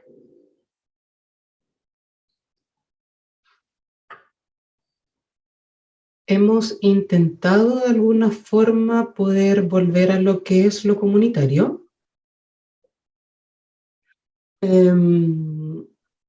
Sin embargo, todavía, al menos en nuestro país, debemos cumplir con ciertos aforos, ciertos cuidados y ciertos elementos que son de cuidado personal, y ahí quizás Valentina nos puede apoyar en cómo respecto al cuidado de la salud por la pandemia lo estamos haciendo aquí en el CESAM. Okay. Sí, hola, ¿se escucha? Bueno, sumando un poco a lo que dicen mis compañeros, efectivamente este distanciamiento físico provocado por la pandemia hizo que disminuyeran mucho las atenciones presenciales en su momento y tuviésemos puras atenciones remotas, vía online. Entonces, costó mucho al principio que los pacientes adhirieran a esta nueva método de atención, porque no les gustaba, no les parecía cómodo, sentían que nada reemplazaba la atención presencial. Y eso llevó a que los talleres, por ejemplo, las sesiones educativas que nosotros hacíamos vía remota, no tuviesen la convocatoria que nosotros quisiéramos, los pacientes no se conectaban y por lo mismo que hablaban, el programa de adicciones no pudo continuar. Pero ahora que la pandemia está un poco más controlada, hemos ido retomando las atenciones más presenciales, el trabajo con la familia. Hemos seguido resguardándonos, por supuesto, por el tema de los contagios. Respetamos los aforos en relación a la fase en que nos encontramos dentro del plan, digamos, nacional, y tomando en consideración la cantidad de casos COVID positivos que estamos teniendo en nuestra región. Lo hemos respetado como equipo y los pacientes también lo han ido respetando y se han ido acostumbrando, lo que al principio era complicado porque no estaban acostumbrados a utilizar los elementos de protección personal, pero a través de harta educación que hemos hecho, hemos logrado que se esté cumpliendo por parte de todos los agentes. Nos hemos cuidado nosotros, estamos dando lo mejor que podemos manteniendo las medidas de precaución, y me gustaría hablar también que nosotros somos un centro de salud mental, atendemos pacientes con distintos problemas de salud mental, y la pandemia trajo consigo que se agudizaran muchas patologías, ¿ya? Los cuadros depresivos, ansiosos aumentaron a raíz de este encierro que tuvimos que vivir. Nosotros trabajamos en un territorio de alta vulnerabilidad social, entonces el hacinamiento, el hecho de que la pandemia haya traído desempleo, personas que se quedaron sin trabajo, el mismo temor a contraer el virus, a estos cambios en la vida cotidiana, distanciarse de la familia, de los amigos, ha llevado a que aumente su sintomatología. Y nosotros como Centro de Salud Mental nos llega directamente, porque nos va a llegar el paciente más descompensado, tenemos que intervenir en crisis, nos tocó muchas veces recibir pacientes con estas descompensaciones, entonces supuso un desafío bien grande porque vivimos harta sobrecarga en su momento. Ahora está un poco más calmado el tema y hemos podido ir resolviéndolo y salir adelante como equipo. Eso quería agregar.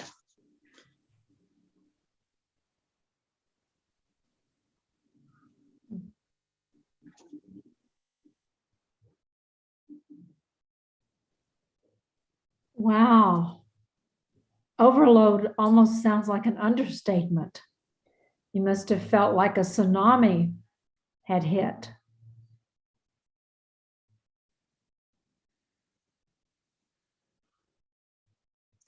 So there was a disruption in the team and disruption in the services to the patients and the community, and disruptions in your patients and their families' lives.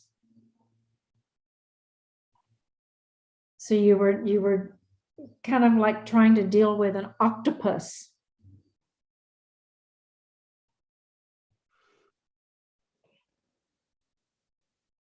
Where each arm of the octopus was presenting a different problem or different kind of problem. But I guess what has caught my attention is the benefit to you as a collegial group, you as a team, and how somehow, although it's not functioning the way you want it to function in terms of your team and your work, you have made some significant changes to try to adapt to those changes that have been imposed upon you.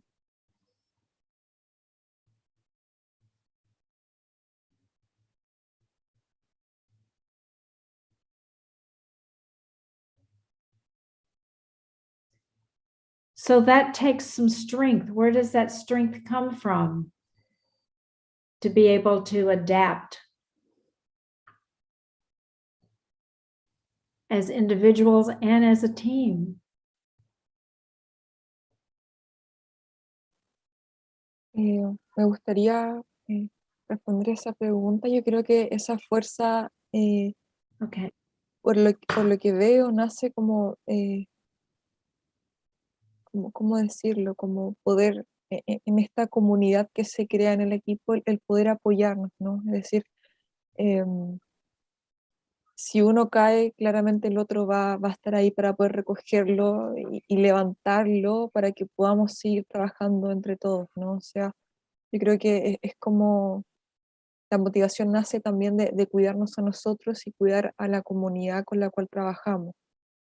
El poder seguir adelante a pesar de estos distintos obstáculos o desafíos. En el fondo, mirar el equipo como una red. Si se cae uno, cae suavecito, ¿no? En esta red como acolchonada, desde el cuidado. Like with Pablo's situation and the accident in the car. Wow, that's very impressive that y'all helped him get his car repaired.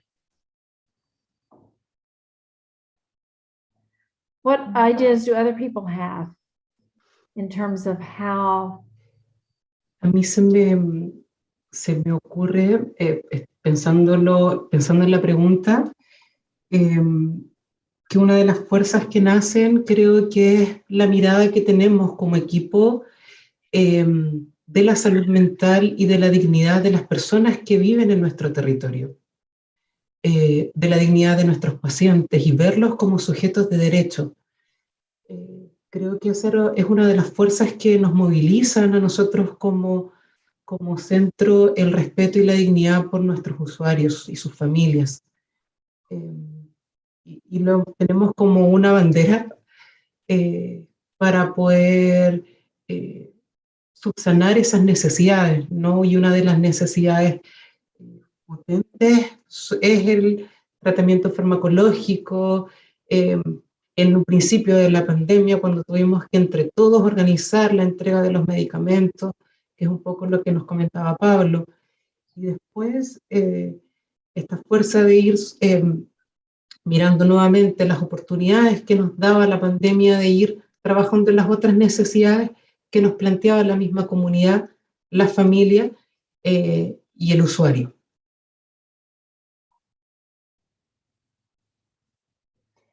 So is this like a special or an unusual kind of community that they were able to act with such respect and dignity?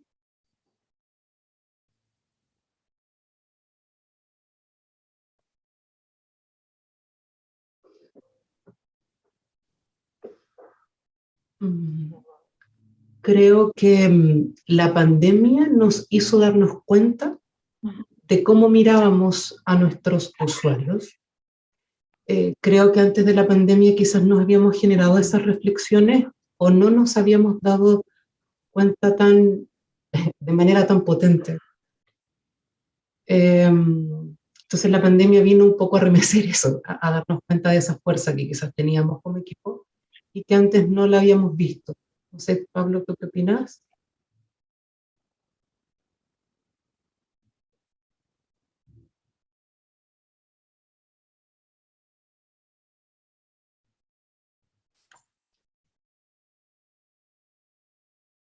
So Pablo, something you want to add?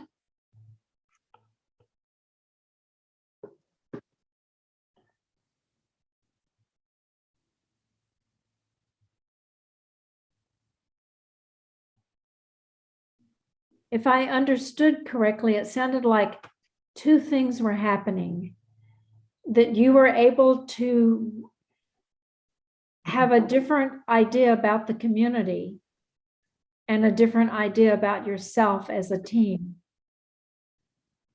Did I hear that correctly?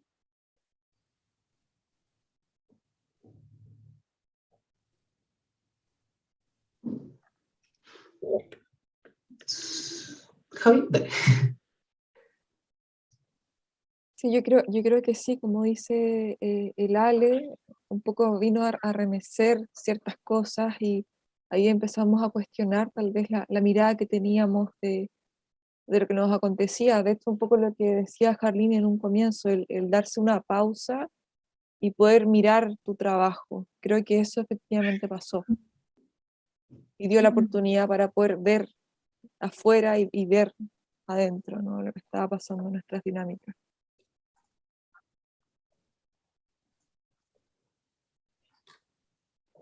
And then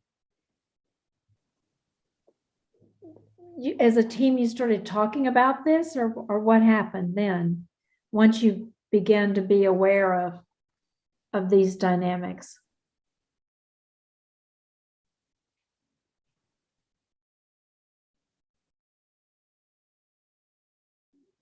Nosotros en el CESAM tenemos instancias de conversación, 3 instancias importantes, o sea, como con todo el equipo. La reunión de infanto, la reunión de adulto y la reunión con todo el equipo de CESAM, que son los días viernes. De hecho, hoy día tuvimos una. Y en esas distintas instancias se presentan los distintos desafíos a los cuales nos hemos enfrentado, a la actualización de ciertos casos, de ciertas familias, y en esas instancias se fueron construyendo a partir de conversaciones de los desafíos, cómo enfrentarlos, qué hacer, cómo mirar lo que está pasando, y ahí yo creo que en esas oportunidades conversábamos en este tema de poder adaptarse, ¿no? Y el adaptarse también estaba relacionado con cómo mirábamos lo que estaba pasando, inevitablemente.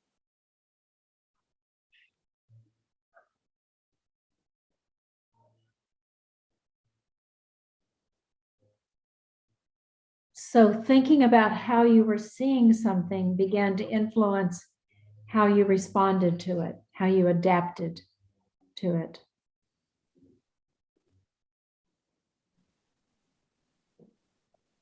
Yeah, that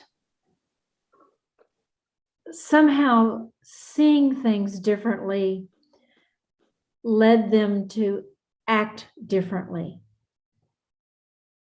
Carly used the word adapted.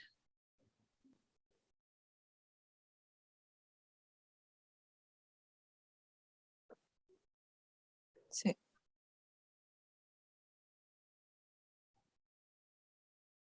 And we're talking about the team now. I'm wondering, did the people that you were working with, the patients and the families and the community members, did they notice anything different about you as individuals or about you as a team and what you were doing?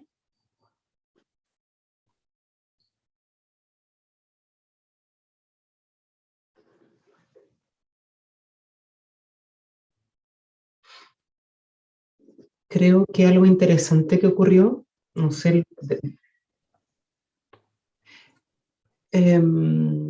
fue que las familias se pusieron más demandantes. No sé si, sí, con mayores exigencias, como que en la medida que nosotros ayudábamos,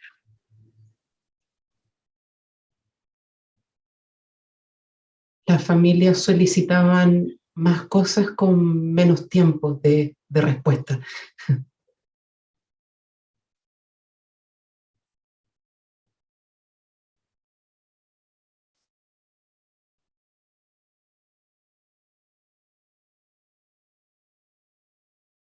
Carla, if you're translating for me, I can't hear you.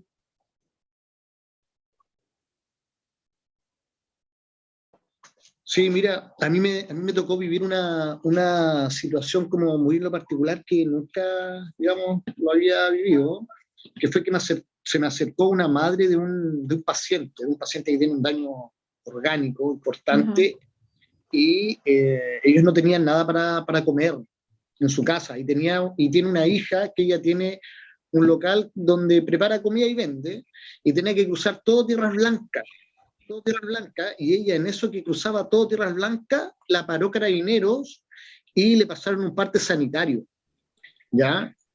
Y eso fue bastante fuerte para ella, porque ella no sabía dónde ocurrir, y recurrió a CESAN a hacer las preguntas pertinentes y todo, y la verdad las cosas que yo asumí un desafío que yo no sabía si iba a estar bien o no, y asumí y decidí mandar una carta. Primero que nada, coordinar con la Seremi de Salud acá de la región de Coquimbo. ¿Sí? Ya. Quizás hablar un poquito más lento, Pablo, podría ayudar. Sí. Ya, perfecto. Entonces, a una señora que le pasaron un parte, digamos que vive en una situación socioeconómica bastante precaria, ¿ya? Y en esto de lo que era la pandemia, le pasaron ese parte, digamos. Entonces, no tenía nada que comer, y ella cruzó todo Tierras Blancas, que es el sector donde nosotros operamos ahí, donde nosotros hacemos las intervenciones. Y bueno, no sabía dónde recurrir ella, Carabineros no le daba respuesta, la Seremi tampoco en ese momento le daba respuesta, recurrió a CESAM, ya que el paciente era nuestro, y yo decidí hacer una coordinación con el encargado del área jurídica, de ahí de Seremi. Le mandé una carta, le hice una carta, y esa carta la expusieron en el consejo que hacía la Seremi y las otras entidades de salud, ¿ya? Entendiendo que era un caso social, que no podían pagar las multas que estaban cursando en ese momento, y a la señora le dejaron, digamos, sin pago en ese momento. Eso, la señora estaba muy angustiada y qué sé yo, y bueno, yo dije, mira, vamos a apoyar a la gestión, yo no sé cómo nos va a ir en esto, y no me recuerdo cuánto era el dinero exactamente, pero iban desde las 3 UTMs hasta las 2 millones y algo, una cosa así. Y finalmente se logró apoyar a la gestión de ella. Ella está como muy contenta, siempre donde me ve me da las gracias, me dice que me mantiene en oraciones, porque además tiene mucha fe y es cristiana, entonces me dice, no, yo a usted lo mantengo en oraciones. Yo le digo siempre, manténgame a mí y al equipo que trabajamos en esto, porque las necesitamos. De verdad que el desafío es muy grande, el trabajar en salud mental, ¿ya? Generalmente trabajamos en una población de alta vulnerabilidad social, entonces es complejo el tema, es complejo, muy complejo. Y bueno, quería hablar de esta experiencia porque justo me tocó vivir ahí en esa instancia. Y otra experiencia también que me tocó vivir fue que estuve haciendo apoyo en el Hospital San Pablo Coquimbo, ¿ya? Que no tenía nada que ver con el trabajo que yo hago acá en el CESAM, tenían que ver con otras funciones, ¿ya? Y acoplarme a un nuevo equipo, fue, digamos, algo novedoso, algo bastante bueno también, ya que logré conocer la otra parte de cómo se trabaja. Hay un dinamismo tremendo ahí, no sé, en una hora hay que tener un informe, que en otro lado un paciente se le dio el alta y no tiene FONASA, hay que gestionar la FONASA para que le den el alta, para que esa cama se pueda, digamos, liberar y que pueda ingresar otro paciente, y así un sinfín de situaciones. Estresante el ambiente intrahospitalario, Y la verdad, las cosas como uno se va acostumbrando a un ambiente, digamos, de trabajo distinto, donde la intervención es directamente con la persona, a través del diálogo, a través de las coordinaciones, a través de la reunión de equipo, ahí no se ve eso, o sea, no se ve mucho eso en la otra experiencia. Y esto también durante la pandemia. ¿Ya? Entonces, hacer como una mirada igual como distinta, cómo trabajan las distintas unidades. Obviamente son distintos espacios físicos que son de atención terciaria, por lo tanto ahí muchas veces el trabajador social o el psicólogo a lo mejor ve a la persona una o dos veces y ya de pronto le dieron el alta y no lo vuelve a ver. En salud mental, ya sea en lo ambulatorio o en el otra área de psiquiatría, lo ves con más tiempo. Entonces ahí va generando un vínculo. Yo creo que es súper enriquecedor generar un vínculo terapéutico, que te permite muchas veces hablar de la diversidad, no tan solo del diagnóstico, sino de las diversidades y de las problemáticas que van surgiendo cada día. Eso, quería rescatar dentro de la experiencia social. Arlene.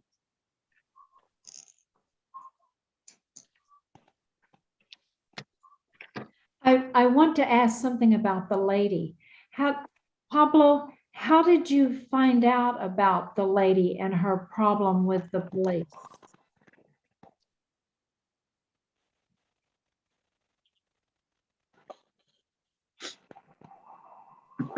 Bueno, sí, Carabineros, la policía de acá de Chile.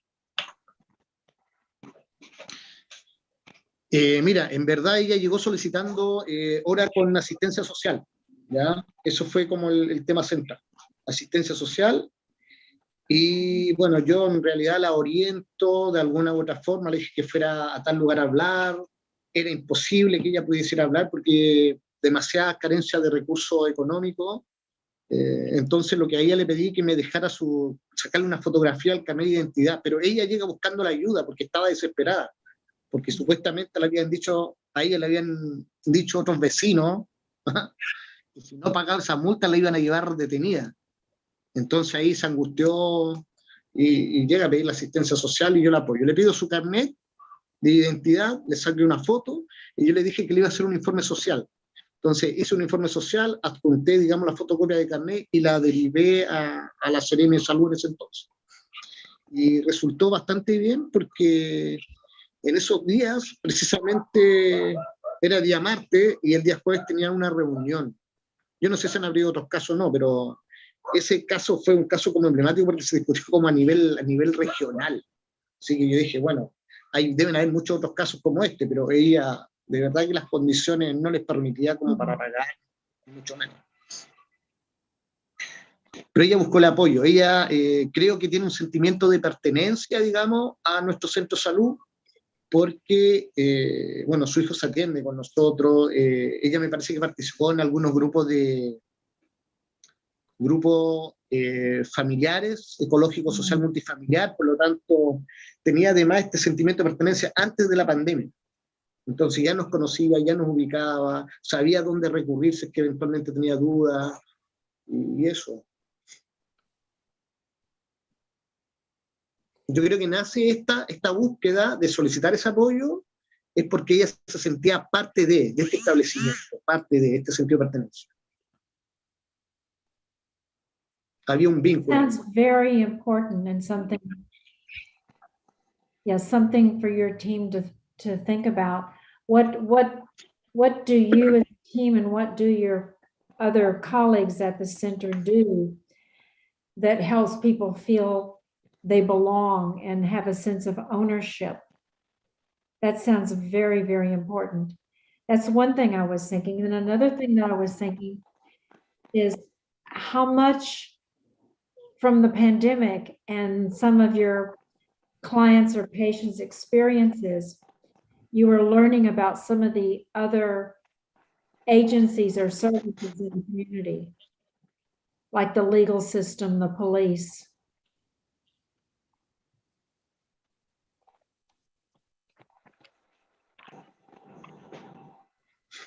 Sí, mira, en realidad en esa instancia fue todo un aprendizaje porque en realidad nunca me había coordinado, digamos, con Carabineros, con Ceremi, para hacer este tipo de solicitudes, ¿ya?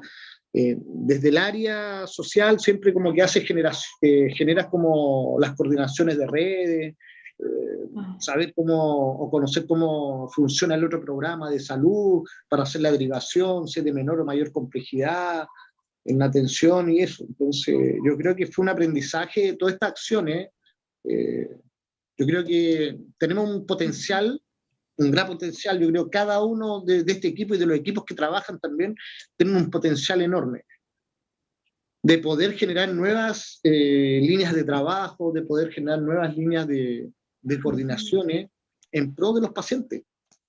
Porque yo pensaba, hacía un análisis posteriormente a eso, y decía, oye, primera vez que hago esto, yo no sé si esto va a resultar o no va a resultar, lo voy a hacer igual, o sea, fue como un riesgo, ¿sí? Voy a arriesgar. Sí, le pedí la autorización a la jefatura, mira, ¿sabes qué? Tengo un caso que es complejo, y ella, María Olga, digamos, me autorizó, me dijo, sí, Pablo, dale, me dijo, yo creo que ahí intentémoslo, vamos, veamos cómo va esto y eso. Así que yo creo que cuando tienes el respaldo de tu superior, de tu jefatura, la gestión resulta mucho mejor. Entonces, las coordinaciones tienen que ver mucho con eso, con que tiene que haber un buen diálogo, una muy buena comunicación a nivel de equipo, para que resulten o para que tengamos buenos resultados con las intervenciones de nuestros usuarios. Pero sin duda un aprendizaje, o sea, un aprendizaje de creer que muchas veces puede ser algo que tenga que ver solo con lo jurídico y que tal vez que tiene que ver o tiene que pasar por un abogado para que haga una solicitud, se puede hacer desde las otras áreas también, ¿ya? Y si no funcionaba, obviamente íbamos a solicitar la asesoría legal que corresponde para poder apoyar a esta familia, ¿ya? A mí lo que se me ocurre de este sentido de pertenencia que puedan tener nuestros usuarios y sus familias hacia nuestro centro, creo que se debe a el que de alguna u otra forma intentamos hacerlos parte del tratamiento, de forma tal que ellos mismos, junto con su familia y nosotros, elaboramos el plan de tratamiento en conjunto, en que a ellos mismos los hacemos partícipes de algunas decisiones y que estamos insertos en su territorio, con sus características, que conocemos las características del territorio, de la comunidad, del sector donde vive. Entonces creo que eso también ayuda a que miren con un sentido más de pertenencia a nuestro centro.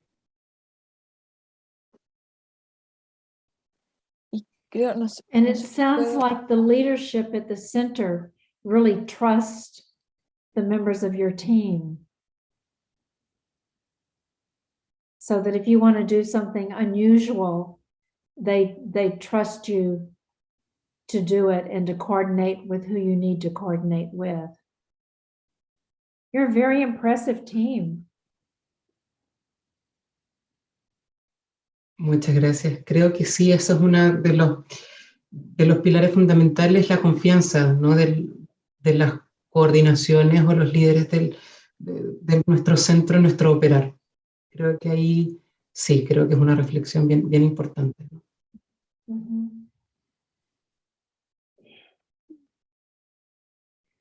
So I'm thinking, is there something special about the center or something unique that's different from other centers? Because I've worked a lot in community health, and you hear complaints from teams and social workers and psychologists and psychiatrists that they don't have the possibility to do things that they want to do or to try to do something differently. It's like you have to do it by the rule, the way it's always done. So how is it that you're able to do these different things? Because you're I'll use the word advocate. Does that translate, Carla? Being an advocate for the patient, a patient advocate?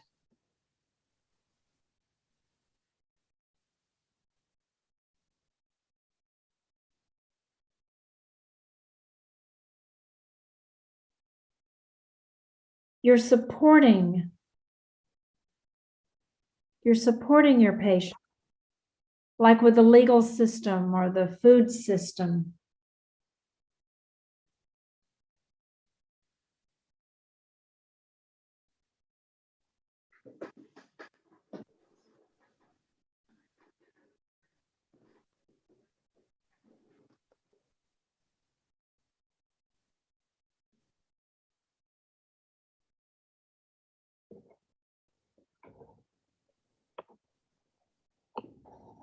So Valentina,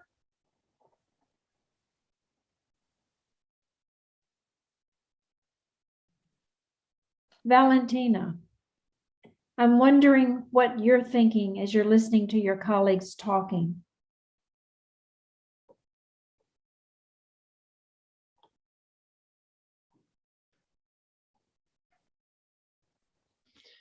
Sí, hola. Yo creo que, a ver cómo, yo creo que nos ha llevado un poco, que tenemos de especial como centro, creo que la capacidad de adaptación frente a distintos escenarios que se puedan presentar. Lo hemos logrado, lo tenemos, tenemos la convicción de que somos defensores de los derechos de nuestros pacientes, que muchas veces ellos con sus propias herramientas no son capaces de, o les cuesta mucho concretar, digamos, lo que quieren, y nosotros vendríamos a ser como sus representantes o ayudarlos en todo ese proceso, como lo que mencionaba Pablo cuando ayudó a esta persona con un tema judicial o un tema de que no tenía cierto alimento. El hecho de que trabajemos con otras instituciones también facilita eso, porque si bien somos un centro de salud mental, también trabajamos en coordinación con colegios, con consultorios, con otras instituciones públicas, en fin. Y tenemos también harta consideración al seguimiento de nuestros pacientes. Nosotros en pandemia, como estábamos con este distanciamiento y no nos podíamos ver mucho, hicimos harto seguimiento telefónico, ¿ya? De manera frecuente, preguntando a los pacientes cómo estaban, si necesitaban algo, y desde esa forma ir gestionando e ir movilizando al equipo en relación a sus necesidades. Y yo creo que los pacientes han valorado eso, porque muchos en general, por supuesto, nos agradecen el que estemos tan pendientes de ellos, el que hayamos hecho algunas adaptaciones dentro de las atenciones, si bien tuvimos que reducir el que vengan al centro de forma presencial, pero fortalecimos otras áreas como ir a verlos al domicilio, por ejemplo. ¿Ya? El ir a dejarle sus medicamentos a su casa, que era algo que no se hacía, ¿ya? Pero que en el contexto de pandemia tuvimos que hacerlo. Entonces creo que esas pequeñas grandes acciones, yo creo que los pacientes lo han valorado en general, y como equipo hemos sabido adaptarnos a eso.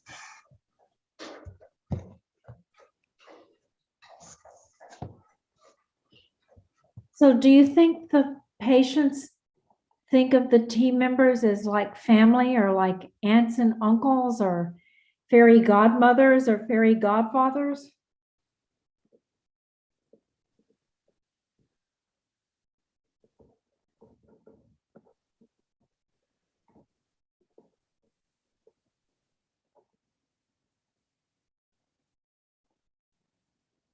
Valeria, looks like you're thinking something.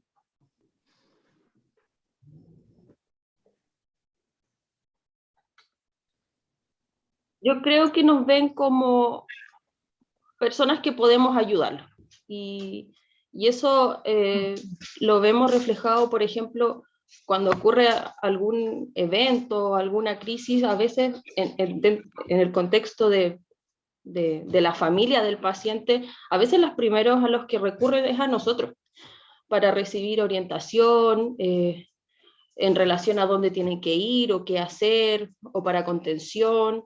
Yo creo que nos ven como un centro que podemos ayudarlo.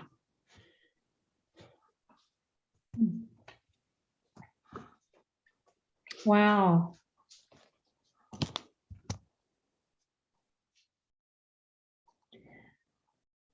So if you were to say there's a problem, what would you say the problem is? I mean, I've heard you talk about the pandemic and how it's provided an opportunity or forced you to do things differently. But there's still a problem. Or am I correct, or am I missing something?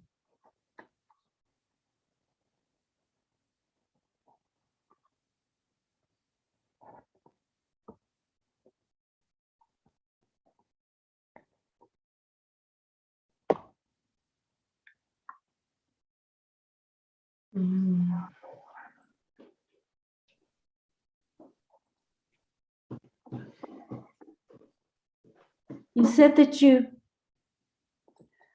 thought about and talked with each other about what you would want to talk about when we met today.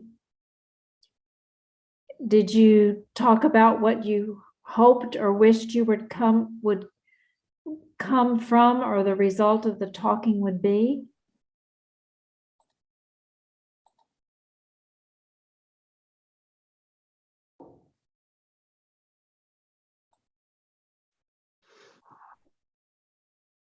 Creo que este problema que nos surge en la pandemia lo hemos logrado de alguna u otra forma subsanar. Sin embargo, quedan ciertos elementos, me da la sensación de cansancio, agotamiento.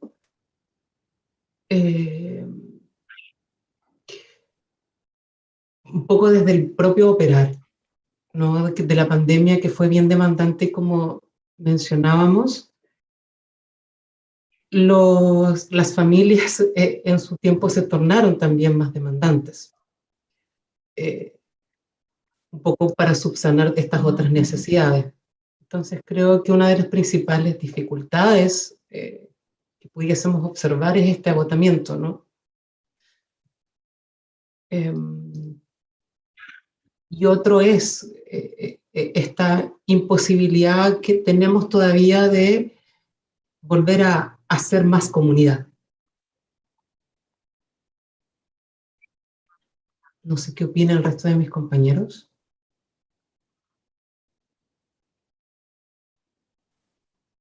Yo creo que el diagnóstico, Ale, es como bien preciso, es como en esta dificultad de poder hacer más comunidad por lo práctico. No sé si estoy bien, ¿no? Como por lo práctico en términos de espacio, de los permisos, ¿no? Porque hay hartos espacios que ya no podemos utilizar para poder invitar.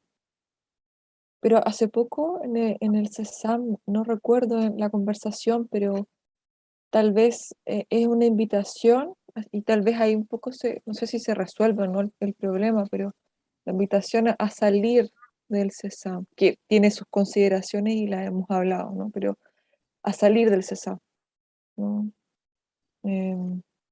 Ahí podría verlo como esta, no sé si solución, pero mirada nueva que pudiésemos tener respecto a esto.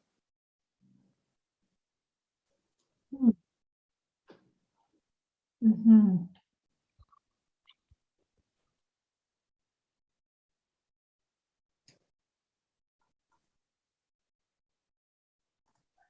Okay, do you mind if we pause for just a second and let me check with Marcella? Okay, Marcella? Yes. You were hoping that we would have a reflecting process, a reflecting team. Now, yes.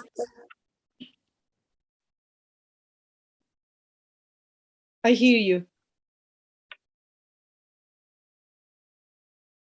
Should we do that now? Yes, I think will be fine for me and for everyone. Okay. So, Carla, I asked Marcella about a reflecting process to invite some people who've been listening to reflect and share some of the things they've been thinking as they were listening to this team's.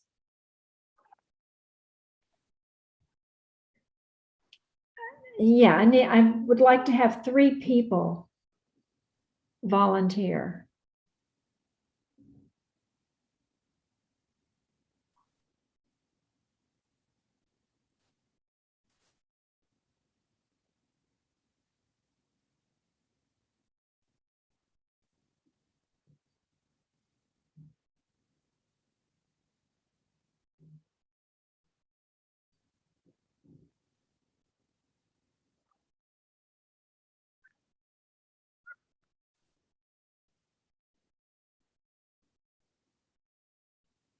Okay, and we'll just take the first 3 people who volunteer.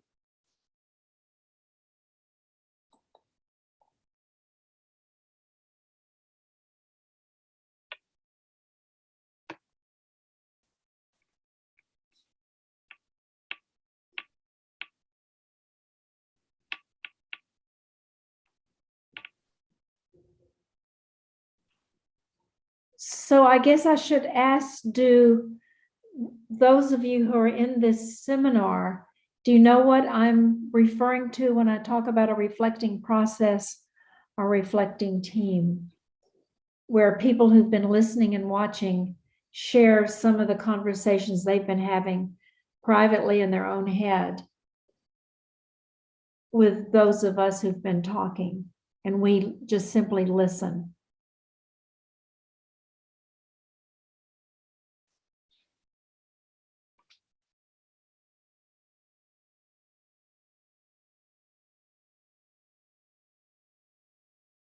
Marcella, do I need your help? I may need your help. Okay. To For explain, what? just to explain that what I'm asking, if anybody wants to volunteer to be a reflector.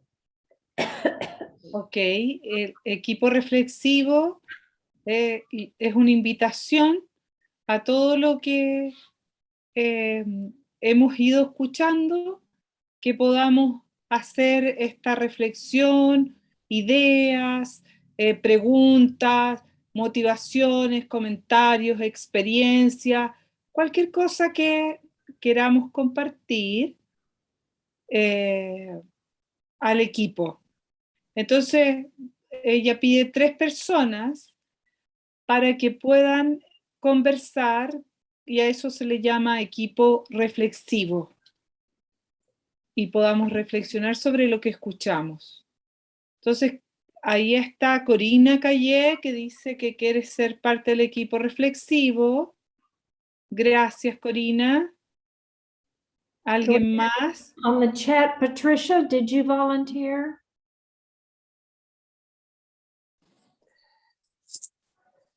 Patricia says, yo. Sí, Patricia yeah. Leiva, ya. So we have Okay. Patricia and Corina and Paulina. Paulina Toledo. Okay. Okay, so is there some way to show their pictures? So then with the team, you and we will just simply listen to what they're saying. We will not Okay. respond to any comments or questions at this time, okay? Aline, Yes. do you want we change the people over the table talking and you listen up in the other side of the room? It doesn't matter, whatever works best. Doesn't matter, whatever works. Camila, da lo mismo, donde quieras ponerlo está bien. Así que no te preocupes por la sala de 8.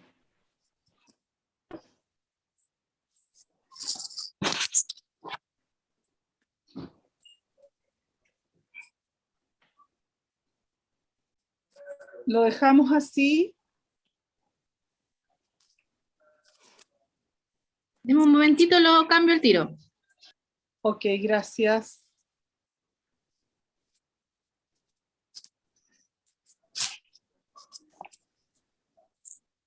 Ah, tendríamos que poner una sala más grande para que no sea la de Halloween.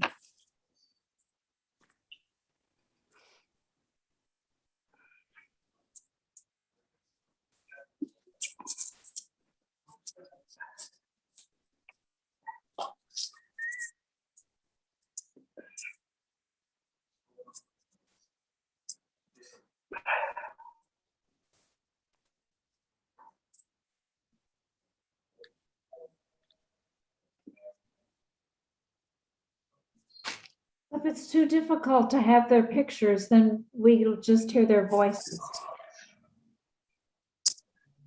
Camila dice que sí, es muy difícil poner las fotos, solamente con la voz está bien. ¿Qué nos dice? Ahí está. Creo que estamos ahí. Que alguien me hable si quedó fuera para agregarlo de inmediato.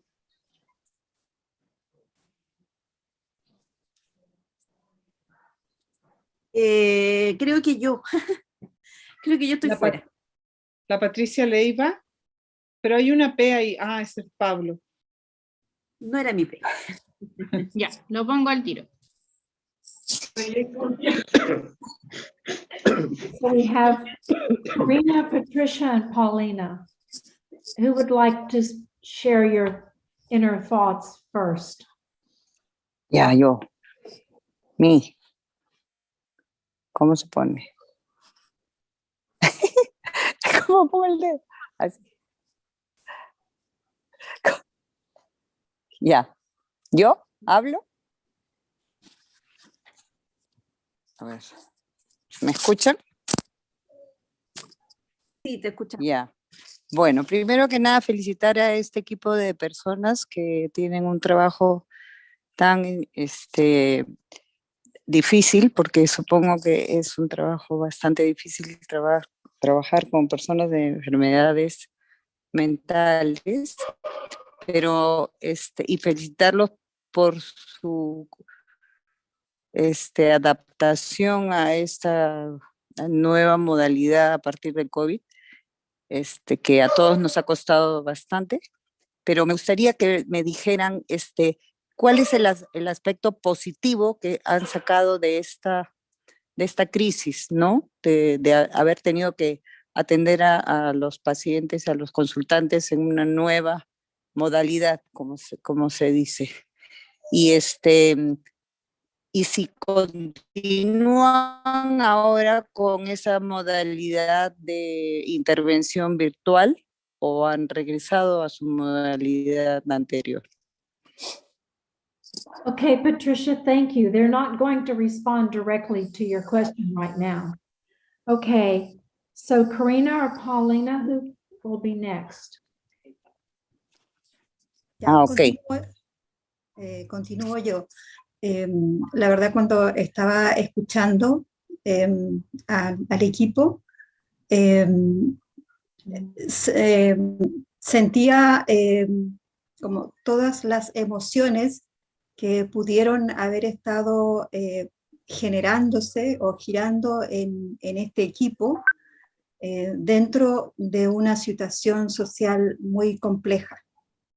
Me cuesta como incluso poder entender o cómo ellos lo hicieron, de quizás de tener como separado todo lo que había en temas personales que ellos podrían haber estado también viviendo y haber podido fortalecer su equipo en una situación tan compleja. Eso cómo poder, o sea, quizás me preguntaba cómo fueron capaces también de ir escuchando sus necesidades personales y llevarlas a una forma única de ser un equipo y poder resolverlas.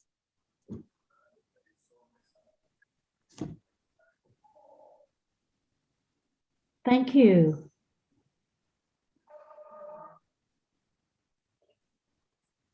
Desde mi perspectiva, una de las cosas que me parece sumamente interesante, de dónde aparece la fortaleza que ustedes despliegan a partir de una situación tremendamente estresante, de una situación radicalmente distinta a la que se antes, y que de alguna manera eso los moviliza a la reflexión. Ahora, desde mi experiencia, los mejores equipos son siempre aquellos donde uno siente el apoyo, ¿no? Donde uno siente que la intervención que va a hacer tiene un respaldo del grupo, y en eso es donde más veo su fortaleza. Pero eso implica que en esta nueva situación también va a requerir una readaptación y mirar qué cosas se conservan de lo anterior y qué cosas es necesario quizás, pero usando el aprendizaje y el apoyo que nutre. Así que a mí me parece maravilloso. También siento que hay un riesgo de que las personas, exactamente como ustedes lo comentaban, se vuelven más demandantes en la medida en que ustedes se observan como un equipo más eficaz que el resto de los equipos, que los observan. Considerando que ustedes además trabajan en un sistema de atención primaria de salud, que están más en contacto con la comunidad, me parece evidente que haya una sensación de desgaste.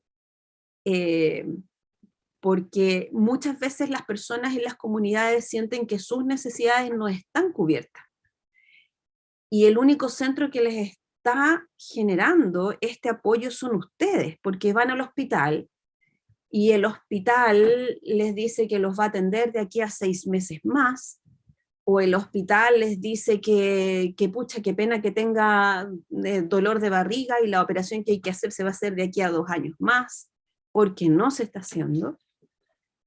Y entonces en lo que ustedes les ofrecen esas soluciones que ellos han estado buscando, pero por mucho tiempo.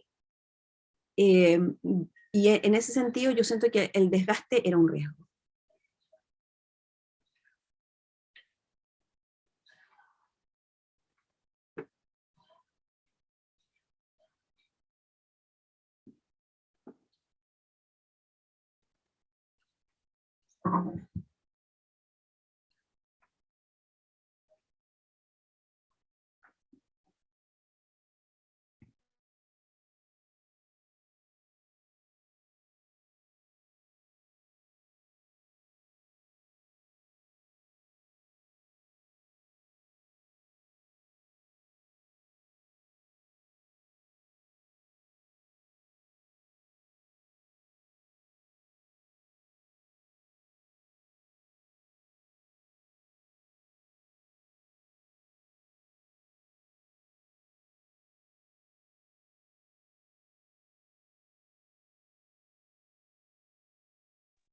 No, Lynn, I can hear you.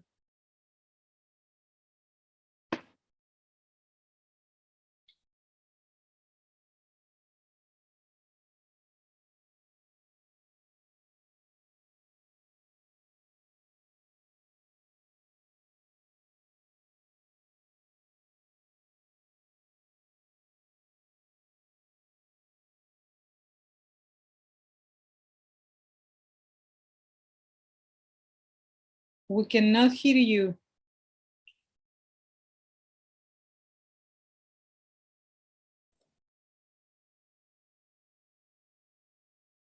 Can you hear me now? Yes.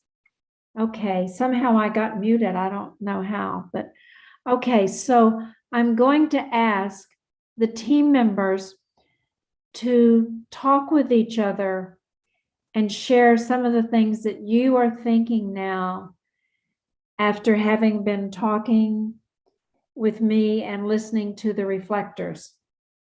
Does that make sense? To talk with each other. The 4 team members.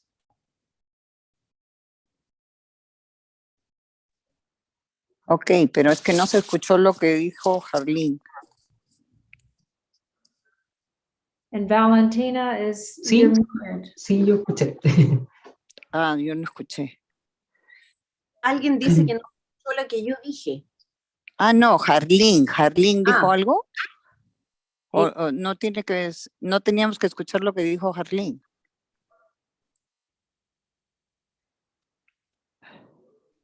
Sí, lo que dice Jarlín es que la idea es que el equipo ahora se reúna y converse, es decir, Pablo. Ok.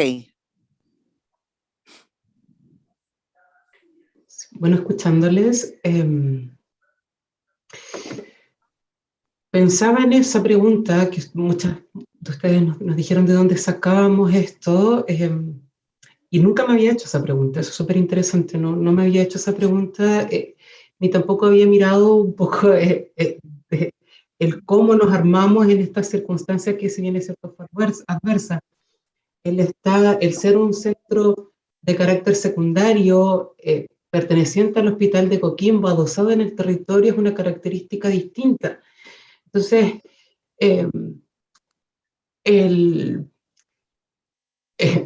me genera también muchas emociones y sensaciones también muy, muy interesantes a propósito de también lo que se plantea, ¿no? De cómo también ir separando lo que nos pasaba también dentro de nuestros hogares, porque la pandemia no solamente nos viene a generar caos en lo laboral, sino que también en nuestros hogares, en nuestras individualidades, y cómo ir subsanando eso, fortaleciendo nuestro trabajo y nuestra comunidad también. Creo que es una reflexión que en mí personalmente no había surgido nunca hasta este espacio. Así es que les agradezco por esa mirada. No sé a ustedes, Javi, Pablo, Vale, ¿qué les pasa? Y sabes qué, como que me remonté hace un tiempo atrás cuando ocurrió un brote, ¿no? en el CESAM, y me pegó directamente la pregunta, esto de cómo dejamos o cómo escuchamos lo personal, ¿no? y lo laboral, y cómo seguimos trabajando. Y era bien fuerte el poder ver que de repente compañeros estaban enfermos, que familiares de nuestros compañeros estaban enfermos, que la comunidad también estaba enferma, así que creo que no sé, me pasa lo mismo que a ti, Ale, como de distintas sensaciones, ¿no? Acordarme de esos momentos difíciles me hace como reflexionar sobre nuestro trabajo y sobre el hecho que tuvimos que poner un poco a las balas cuando estaban ocurriendo ese tipo de cosas en nuestro trabajo. Así que agradecía igual de las preguntas y que también se destaquen harto esa fortaleza que tenemos como equipo. De hecho, ahí decíamos los caídos, ¿quién cae hoy día? En algún momento. De hecho, sí, lo mirábamos con humor, ¿no? Sí, después como ¿quién cae hoy? Y sí, agradezco igual las preguntas que hicieron.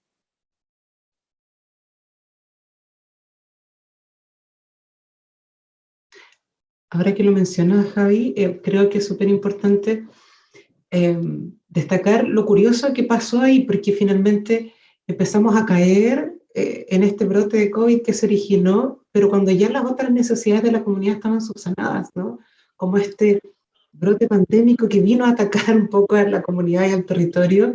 En ese periodo, nuestros CESAM, cero contagios, y cuando ya empezamos a adaptarnos nuevamente a esta nueva normalidad, que ahí quizás, no sé cómo, pero comenzamos, ¿no? a caer. Y un poco esa mirada de ir viéndonos, cómo lo íbamos respondiendo frente a esa necesidad, como lo que decía Pablo, ¿no? Como este operar no definido por nuestro rol, sino que también ir asumiendo lo que también tenía que hacer otro del equipo y que en ese momento no podía hacer. Sí, al final éramos enfermeros, psicólogos, de repente tensos, así que... Administrativos. Administrativos. Delivery. Delivery. Creo que estuvimos mucho tiempo dándonos cuenta de las necesidades de los usuarios, en ayudarlos en la medida de lo posible, muchas tareas en muy poco tiempo, teniendo como esta multiplicidad de roles, de soy enfermera, pero al mismo tiempo estoy cumpliendo funciones un poco de psicóloga, un poco de asistente social, un poco de administrativa, en fin, para ayudar a la gente precisamente.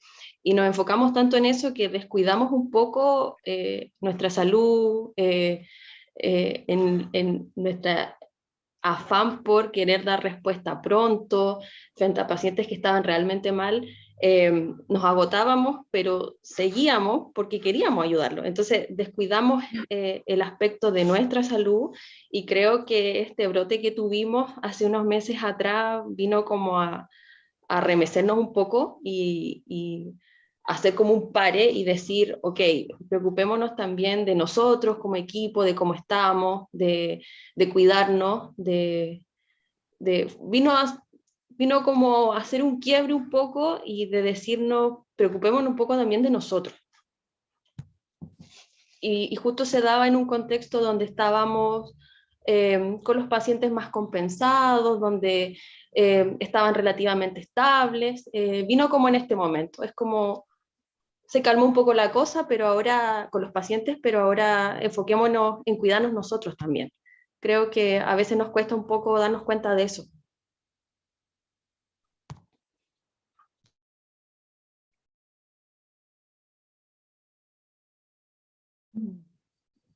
Who was speaking just then, Carla? I couldn't tell.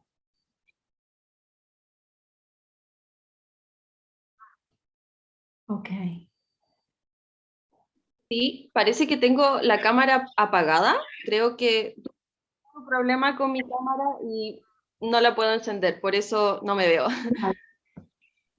Yeah, she's frozen on my screen. I thought it was her, but I wanted to make sure.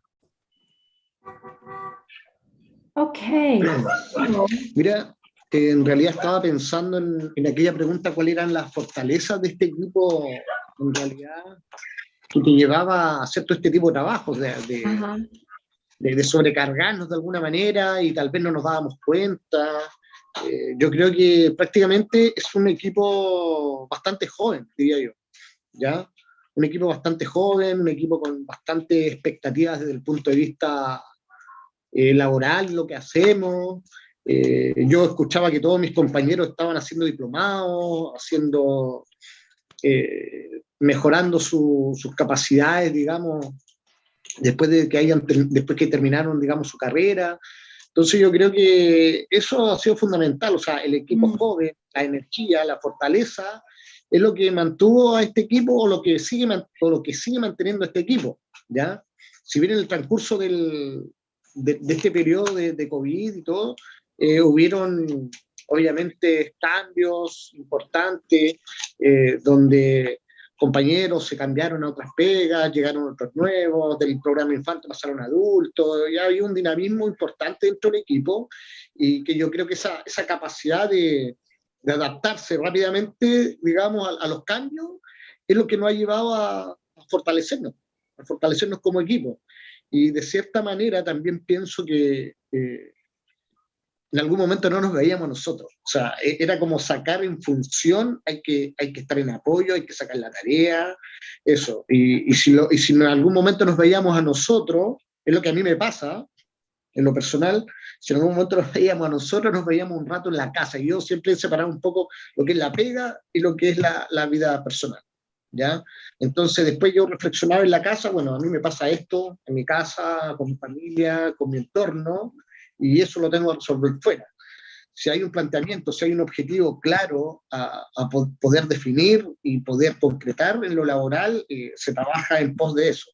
Entonces yo como que, a mí en lo personal me pasa eso. Yo no sé si a los otros compañeros les pasa lo mismo, porque igual uno tiende, pese a que uno es una misma persona, pero dentro de esa misma persona cumple distintos roles y funciones, ¿no? En la familia, el rol de padre, el rol de hijo, qué sé yo. En lo laboral, el rol del trabajador social, el rol del psicólogo, no sé. y un sinfín de roles que estamos cumpliendo en la vida. Entonces, yo creo que es re importante poder visualizar las fortalezas que tenemos como equipo y que tal vez algunos nos enfocamos más en lo laboral, somos capaces de separar las aguas y otros mezclamos las aguas y nos cuesta un poco separar. Yo creo que tiene que ver más bien con eso, ¿no? Pero a modo de experiencia, y bueno, yo llevo trabajando más de 10 años, a ver, del 2010 al 2020, sí, 12 años trabajando en CESAM, 12 años, ¿ya? Y dentro de esos 12 años, sí, existe una maduración. Yo principalmente antes trabajaba solamente en adicciones y haber llegado a trabajar a CESAM, un centro de psiquiatría, me amplió una mente tremenda de poder entender del por qué pasan otras cosas. Entonces, para mí ha sido enriquecedor, digamos, poder trabajar y poder trabajar con equipos nuevos, porque así la experiencia que uno pudiese tener es traspasarla al otro, ¿ya? Es traspasar la experiencia, como conocer el entorno. En 10 años, bueno, yo me crié en el entorno donde yo trabajo, ¿ya? Por lo tanto, conozco cuáles son las fortalezas, cuáles son las debilidades, conozco cuáles son la parte territorial mucho más compleja que otra, en qué momento tenemos que hacer las visitas domiciliarias, en qué momentos no, porque después de las 6 de la tarde ya se agarran a balazos, ¿me entiendes? Entonces, hay como una serie de factores que a uno le van enseñando también, de cómo hacer su pega también, po. Pero yo creo que lo fundamental es un equipo que está fortalecido, en que es un equipo joven, un equipo que tiene muchas ganas de aprender, y eso yo creo que básicamente se transforma en una fortaleza, de adquirir, absorber como una esponja todas las herramientas que sean necesarias para poder desarrollar un buen trabajo. Eso por una parte. So, Y la otra pregunta que so también Pablo, may I aparecía era ask you something? ¿Ya? Okay. See? Escucho.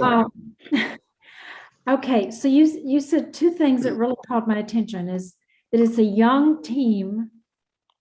That's why y'all were able to adapt so well. And that you learned a lot from experience. So how do other people learn what y'all learned if they're not young and if they don't have the experiences? It may be a question that doesn't have an answer. Mira, I'm not looking for an answer, but it seems like something to really think about, that y'all have learned a lot that you can share with other people at this community mental health center. Mira, sin duda, yo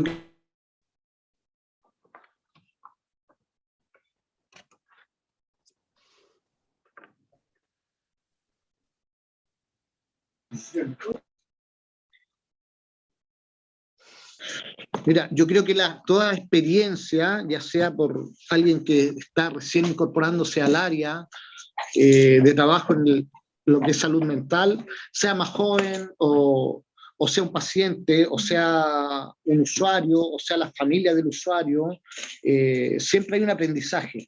Siempre yo creo que va a haber un aprendizaje para uno que está, digamos, tal vez con más años de experiencia en el trabajo. Yo todos los días aprendo algo nuevo, de los pacientes, del usuario, del grupo donde estamos, y sin duda eso es re importante. Así que yo creo que a lo mejor no hay una respuesta como decir cómo uno aprende el otro de la experiencia. Todos tenemos experiencias distintas y esa experiencia distinta puede ser algo importante para el otro, y para el otro ponerlo en práctica o no ponerlo en práctica. ¿Ya? Eso.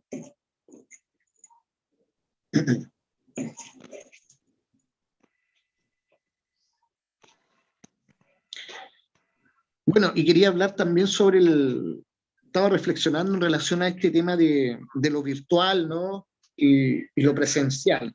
Yo creo que también es un plus sumamente importante poder trabajar ambas partes, ¿ya? Muchas veces tenemos problemas que usuarios pierden horas, ¿ya? Porque están en su trabajo, porque no les dan permiso, pero podemos muchas veces ajustar las horas el horario de colación, donde el paciente desfasa su hora de colación y puede tener la prestación que nosotros entregamos, ya sea de médico psiquiatra, psicológica, consulta social y eso. Así que yo creo que no es una barrera, yo creo que hacia allá está apuntando, todo esto tecnológico apunta hacia allá, hacia tener una intervención también virtual, pero que no quita tampoco de que también se pueda hacer presencial y pudiesen tener un efecto tan o muy importante como pudiese ser uno del otro. Hay un desafío importante, hay que educar en la parte tecnológica también a nuestros usuarios.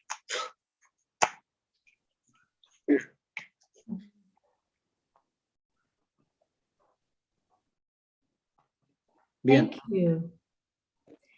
So, I am often accused of having ideas for other people and being too ambitious for other people. But the idea that I'm having right now is, I wonder if the team could write a paper about your experiences and what you've learned. Just a thought, something to think about. So,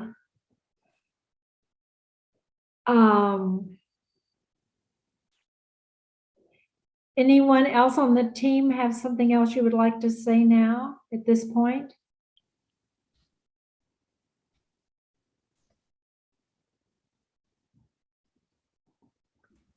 So we're going to talk again tomorrow for a period of time. So I would like to thank the team for volunteering and for being so open and honest with us and sharing your experiences. And I would also like to thank the 3 reflectors for doing such a good job in sharing what you were thinking as you were listening. And I could tell that the team members were really listening to you as you were each talking. So, we have what, about, I'm trying to make the time conversion while looking at the time here. We have about 20 minutes left today. Is that right? Yes, 25. I have. Okay, 25. Okay. So Marcella, is it possible for people to go into their conversation circles again, just spontaneously, and talk about their experience of this conversation, this very complex conversation that we just had, where we were listening to multiple storytellers tell a story? And you are thinking in a small group? Yeah, in small groups, and how they would describe it, what fits or what doesn't fit with what I was saying at the beginning of the afternoon. Does that make sense? For me, fantastic. So can you and Carla translate that? Yes.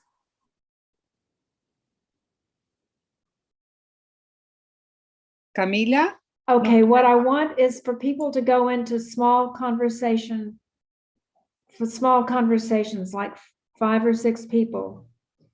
We have to do it real quick. And talk about their experience of this complex, multifaceted conversation. And what words or terms they would use to describe it, or what kind of questions do they have, particularly related to what I was talking about previously.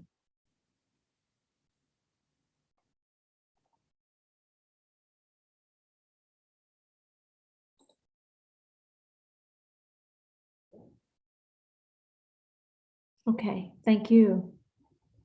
Okay, it's ready. We can go to the breaking room.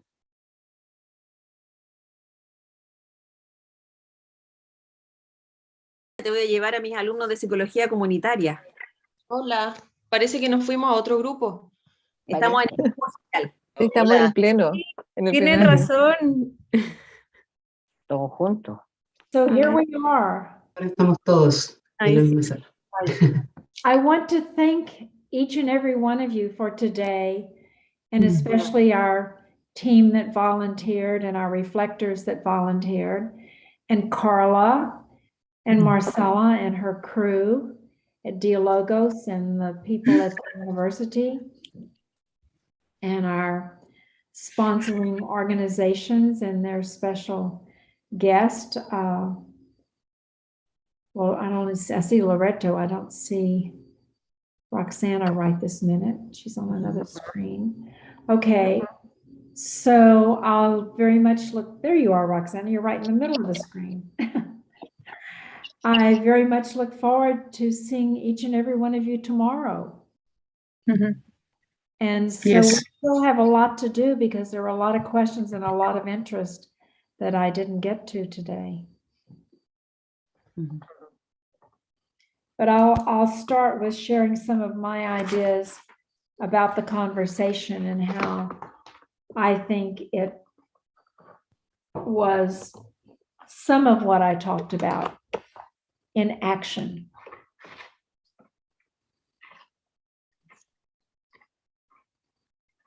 So, Mañana empezamos a las 10, Harleen. Hay todos los que nos acompañan de otros países, les pedimos que busquen la zona horaria de acuerdo a la relación con Chile. Empezamos a las 10 horas de Chile. Les pedimos disculpas a aquellos colegas que ingresaron tarde por la diferencia horaria. No mandamos el horario para todos. 9 horas de Perú, dicen por ahí, Roxana, gracias. Y nosotros aquí tenemos 5 para las 8 ahora, así que mirar sus tiempos. Y además, si tienen preguntas que les han quedado dando vuelta, quisiéramos que nos hicieran llegar a través del chat para que pudiéramos ayudarlos a que todas sus preguntas antes que termine el seminario mañana sean contestadas. Y recordarles que hagan pausas cuando quieran hablar para ayudar a la Carla, que es nuestra traductora, y no se vuelva loca con tanto. Hablamos muy rápido. Sí. Marcela, ¿puedo hacer una pregunta? Sí. Hola, soy Valentina. Quisiera preguntarte algo técnico, porque lo pregunté por correo y no recibí respuesta. Yo mañana trabajo como docente y termino mi clase a las 10:30.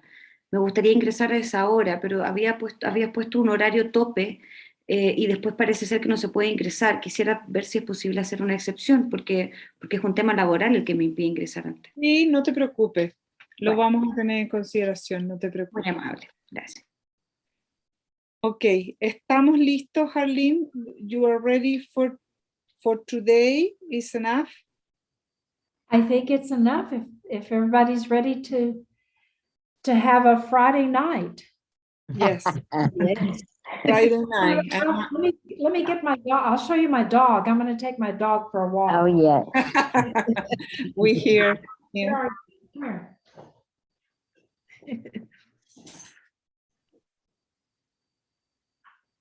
Nelly ya trajo el suyo. Tan lindo. Es que es la hora del paseo, ya. Dice, ¿a qué hora termina? ¿A qué hora Oh, termina? Ellie has her dog. Oh, her dog. It's a Mira. book, chiquitito. Qué lindo.